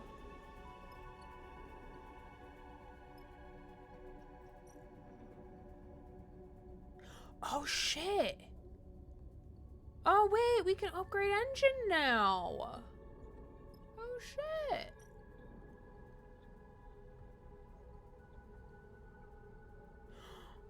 You put supplies into the special feeder Bliss sets up. The strays purrs and rubs against your side as she glides over to eat. It's so cute. And good to know that we don't have to feed her on contracts. That's good to know. Okay. Oh god, Eugen, you absolutely suck.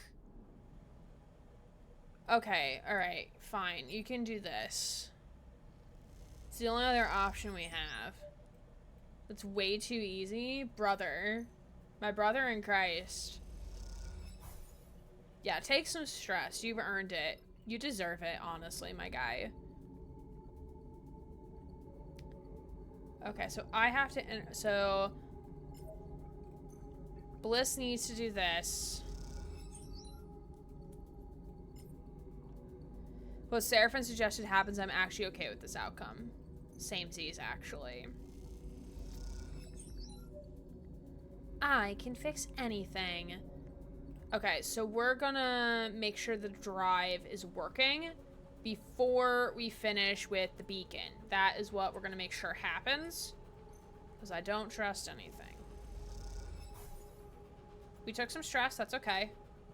It's okay. Oop, hello.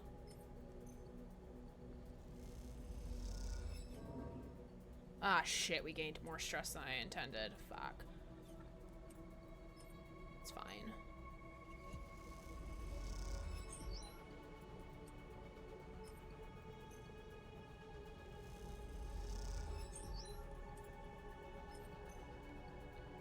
Okay, nice. We used all of our rolls. I'm here for that. Okay, we're gonna end cycle.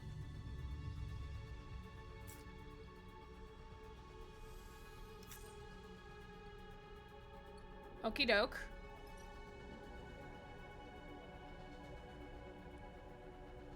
Yeah, wait, this is a good cycle. Good soup. Oh, you got stressed? What a little piss baby you are. Oh yeah, what a little piss baby you are. Can you tell I'm annoyed at him at this point? Okay. I'm not gonna utilize all of Bliss's rolls. Just because, in case we need something else done.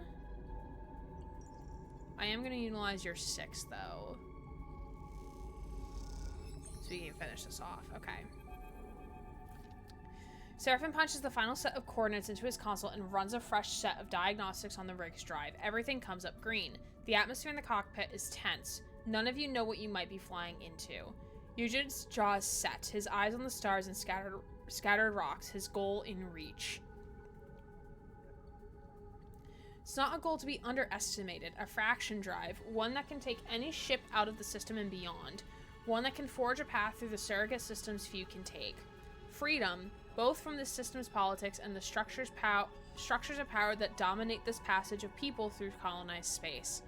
The problem with such a lofty ambition is that it is infectious, seductive. It is desirable enough to draw people out, bring them to their absolute limit. You have seen that in Eugen.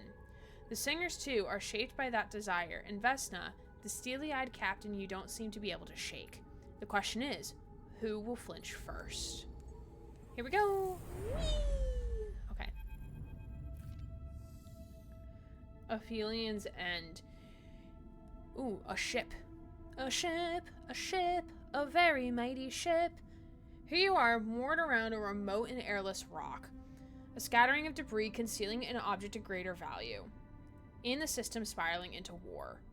We're the last here. Seraphin shuts down the drive, but at least no one started shooting. Vesna would only kill as a last resort. Eugen looks out at the rock. The singers I'm less sure about.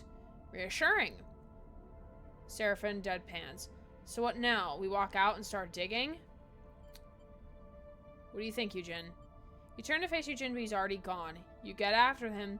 Seraphin shakes his head. I'm going to keep the rig warm. I get the feeling we're going to need it.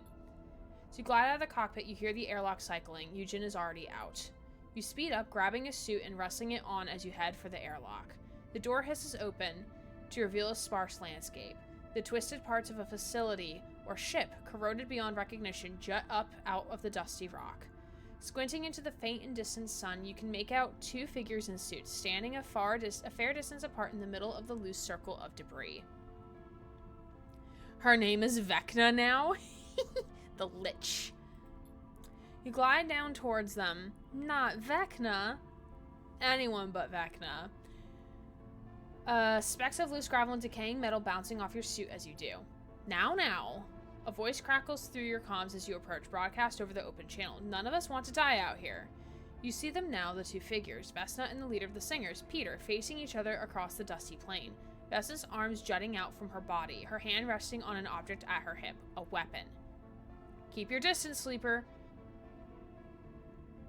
Her eyes flick over as you approach. This godforsaken rock is crowded enough as is.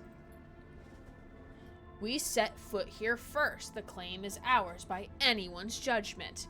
Peter speaks calmly and slowly, his arms at his hips and his palms upturned. And I suspect we also have the best equipped to find the fraction drive and put it to use.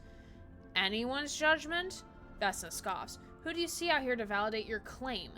She gestures at the rock-strewn void with one hand, her other firmly on the grip of her handgun. The sleeper is our witness here. Peter turns slowly too. I'm sure they will verify our claim.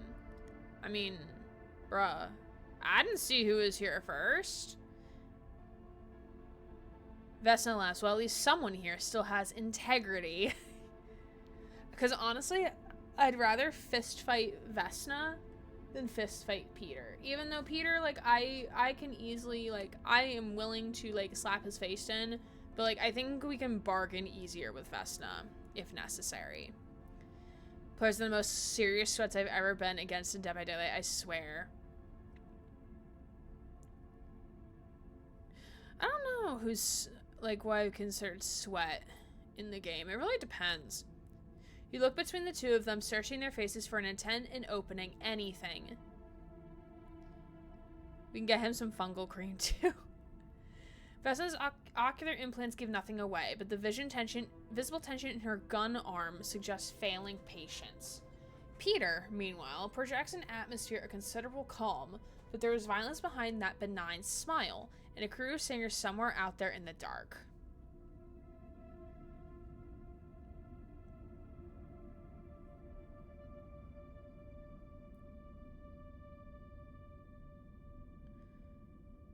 Ooh.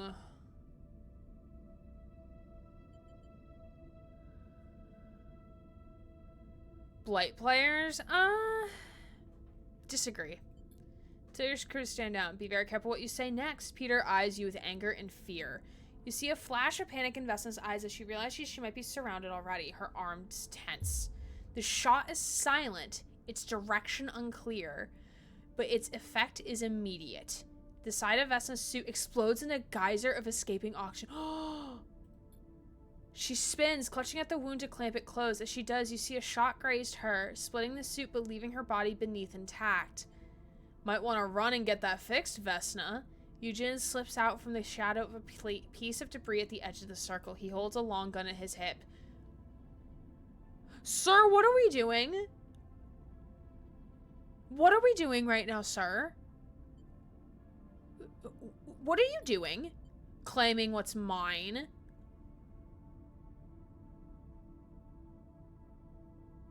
He's not gonna give us the ship. I don't think he's gonna give us the ship. I don't think he's going to. You son of a bitch. Vesna is doubled over, unable to take her hands away from the hole in her suit without risking immediate depressurization. Eugen draws alongside you, his eyes still on Peter. Time to turn yourself around, get in that ship of yours, and go back to wherever the hell you crawled out from. You glance at Vesna. There is a spout of oxygen spewing out from her suit, leaking between her fingers. She doesn't have long. We can't abandon this claim. Peter shows his open palms. For the singers to survive, we must leave this system behind. There is no way for us to support ourselves out here. Then, why not, sir?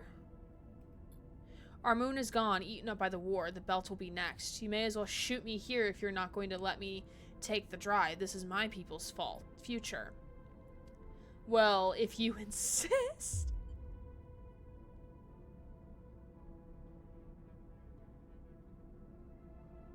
Sleeper, we have incoming. A lot of incoming. You glance at Eugen. He is hearing the message too. A whole load of Conway ships are approaching. Conway? What are they doing here? I'm not about to radio and ask them, but it's not hard to imagine the news of this fraction drive has reached further than anyone wanted. You look across at Peter and see his lips moving but hear nothing. He's talking to his crew. A moment later, you hear a click as he switches back to the open channel. If you heard what I just said, then you know we are out of time. Peter looks deadly serious now, as his face of diplomatic calm has fallen away. We singers are the only crew who can pull the fraction drive out before Conway arrives. There are more of us, and we have the experience. Let us take it. Don't let it fall into the hands of the system's biggest enemy. Sleeper, get back to the rig. No, Eugen cuts in. You aren't sure if he is responding to Seraph and Peter or both. The drive is ours. I have worked too hard and come too far to let it go now. He raises the long gun to his shoulder. You're all insane. Vesna spits out the words, her voice strained and hoarse. I'll leave you to your graves. She kicks off from the rock, arcing towards the crimson shape of the Limhound.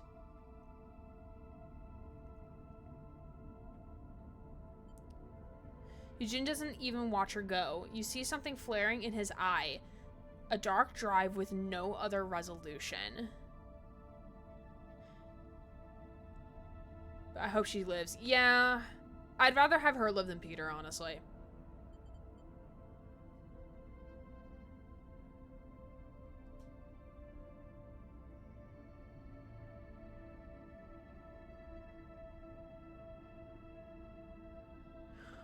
Part of me wants to try talk. I mean, we have the bonus, so we can definitely talk him down.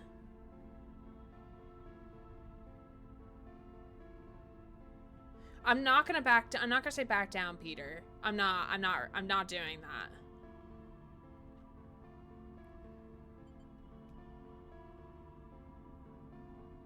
Cause right now with our crew, I'm thinking from a crew's perspective, he's the only one in our crew that has the endurance skill. No one else in our crew does. So if we ever have an endurance task that needs to be done, we're gonna be fucked without him. So I'm gonna talk him down. Oh, lessen stress. Put a hand on Eugen's shoulder and his eyes flick to you. You know what is to be driven, especially towards freedom. Yours is a life where each escape has been earned, both by desire and sheer determination. But you also know how lives are wasted, thrown against the walls that restrain them again and again, only to come apart. You know that determination must be tempered by humanity, by empathy, by care. And in this moment, this is what passes between you and Eugen. Solidarity, empathy, and care. Eugen's resolve crumbles and he turns. You see Peter watching carefully, his eyes flicking between the two of you. When he sees Yujin drop his gun, he nods to you and retreats. There's work to be done. You kick off from the rock together, you and Yujin, in silent resignation. Even when you react to the open airlock, or even when you reach the open airlock for the rig, Yujin does not look back. Once your suits are off, you both glide up to the cockpit to find Seraphin rapidly starting the drive. His console screen is filled with red pulses, the signatures of Conway drone ships bearing down on this lonely rock. He glances up as you enter the cockpit but says nothing. You are thankful for that, at least. This is no time for glib remarks. Find another and when will you find? Yeah, because we don't know. Take one last look at the Aphelian's Path final resting place. Across its surface, black-suited singers, like a small army of ants, industriously work to excavate and extract the fraction drive. In the face of the inhuman and cruel arm of Conway Extractions, it is hard not to wish them well. May their freedom buy them the kind of future you were not able to claim. And then the drive kicks in and you leave singers to their fate. We'll finish this mission out and then we'll raid on out for the night. The ship is quiet as you dock with the Hollow, no one eager to speak about what happened out there in the shoals. Even Seraphin is silent, tapping away at the engine shutdown with comforting routine motions. Excuse me. Yujin broods at the back of the cockpit, looking drained and pale. You know it will take some time for it to come back from this, to extract himself from the hold that fraction drive, that dream held over him. You wonder if he ever will, or if the freedom that object represented to him will haunt him for the remains of his life. You know, at least, that now is not the time to just try to discuss it, to lay out exactly what happened out there. Yujin will retreat, of course, hiding beneath the glib personality you have come to recognize as his shield. But perhaps as the cycles pass, he will find himself changed. Perhaps not. Either way, there is much to be done, and this thankless adventure has derailed you enough. Time to get back to work. Oh, the good, bad, and Yujin. Find the fraction drive. Oh, wait, what did the achievement say? Find the fraction drive without losing Yujin. Oh. Interesting. And then, okay, so... Oh, so we can actually return to Greenbelt at some point to see that one. Then these are... Okay, let the dust settle. Arnaki's Trust. Okay, cool. Yeah, the good, bad, and Yujin. That's good. Alright, well, that is the end for tonight's... For tonight. I think we made some decent progress otherwise.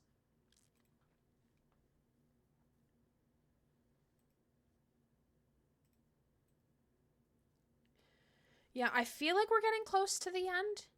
I feel like we're getting close to the end now that like we have the recon ability, or we're going to be doing recon on Darkside, which is what we'll do next stream. We'll do the recon stuff. We will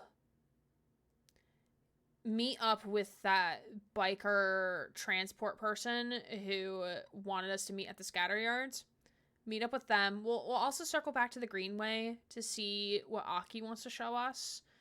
And we also have a cat now. So I feel like we're getting close to the end. Probably at least like maybe 2 or 3 more streams is what I'm thinking to finish out the game. I could be very much underestimating it, especially because I do like to do the side questy stuff. But that's kind of where we're vibing at right now. I had fun. I hope you all did too.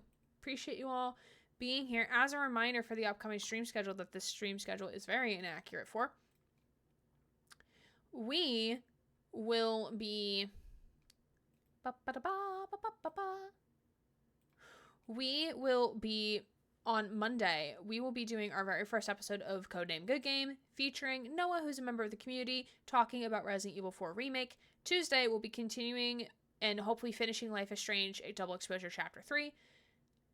Next weekend, I have no idea what's happening because it's birthday weekend, so things might change, and we will potentially have a bonus stream this Wednesday for the new chapter release of Dead by Daylight. Waiting for anticipation. I mean, the weekend could come a little later. I mean, the weekend could stay a little longer than it's going to, but that's fine. Okay, so we are going to go right on over to Amanda Dufresne. I don't know how to pronounce her last name. But I met her at KatsuCon. She is an artist, but also a streamer here on Twitch. She is currently doing some streaming together and playing some Lethal Company. So we're going to grade on over to her. If you like what she's up to, please drop a follow on her channel. I am sure she'll appreciate it. She's a wonderful variety streamer. Just very, very funny, very silly. A little dark humor sometimes, but we do enjoy that at moments. And also very talented artist, I should say. Very talented artist. But yes, we're going to go chill with her. And we'll be back on Monday at 7 p.m. Eastern Time to do Codename Good Game. So hopefully I'll see you all then. I hope to have the overlays done sometime next week, which I'm very excited to show them off to you all. I'm very, very excited for this, like, half rebrand. It's not really a full rebrand. It's like a half rebrand. But thank you all for hanging on out with me tonight. It was definitely a lot of fun, and I will see you all on Monday for our very first episode of Codename Good Game. So see you there. My name's Erin Gray, queer body Twitch streamer, signing off.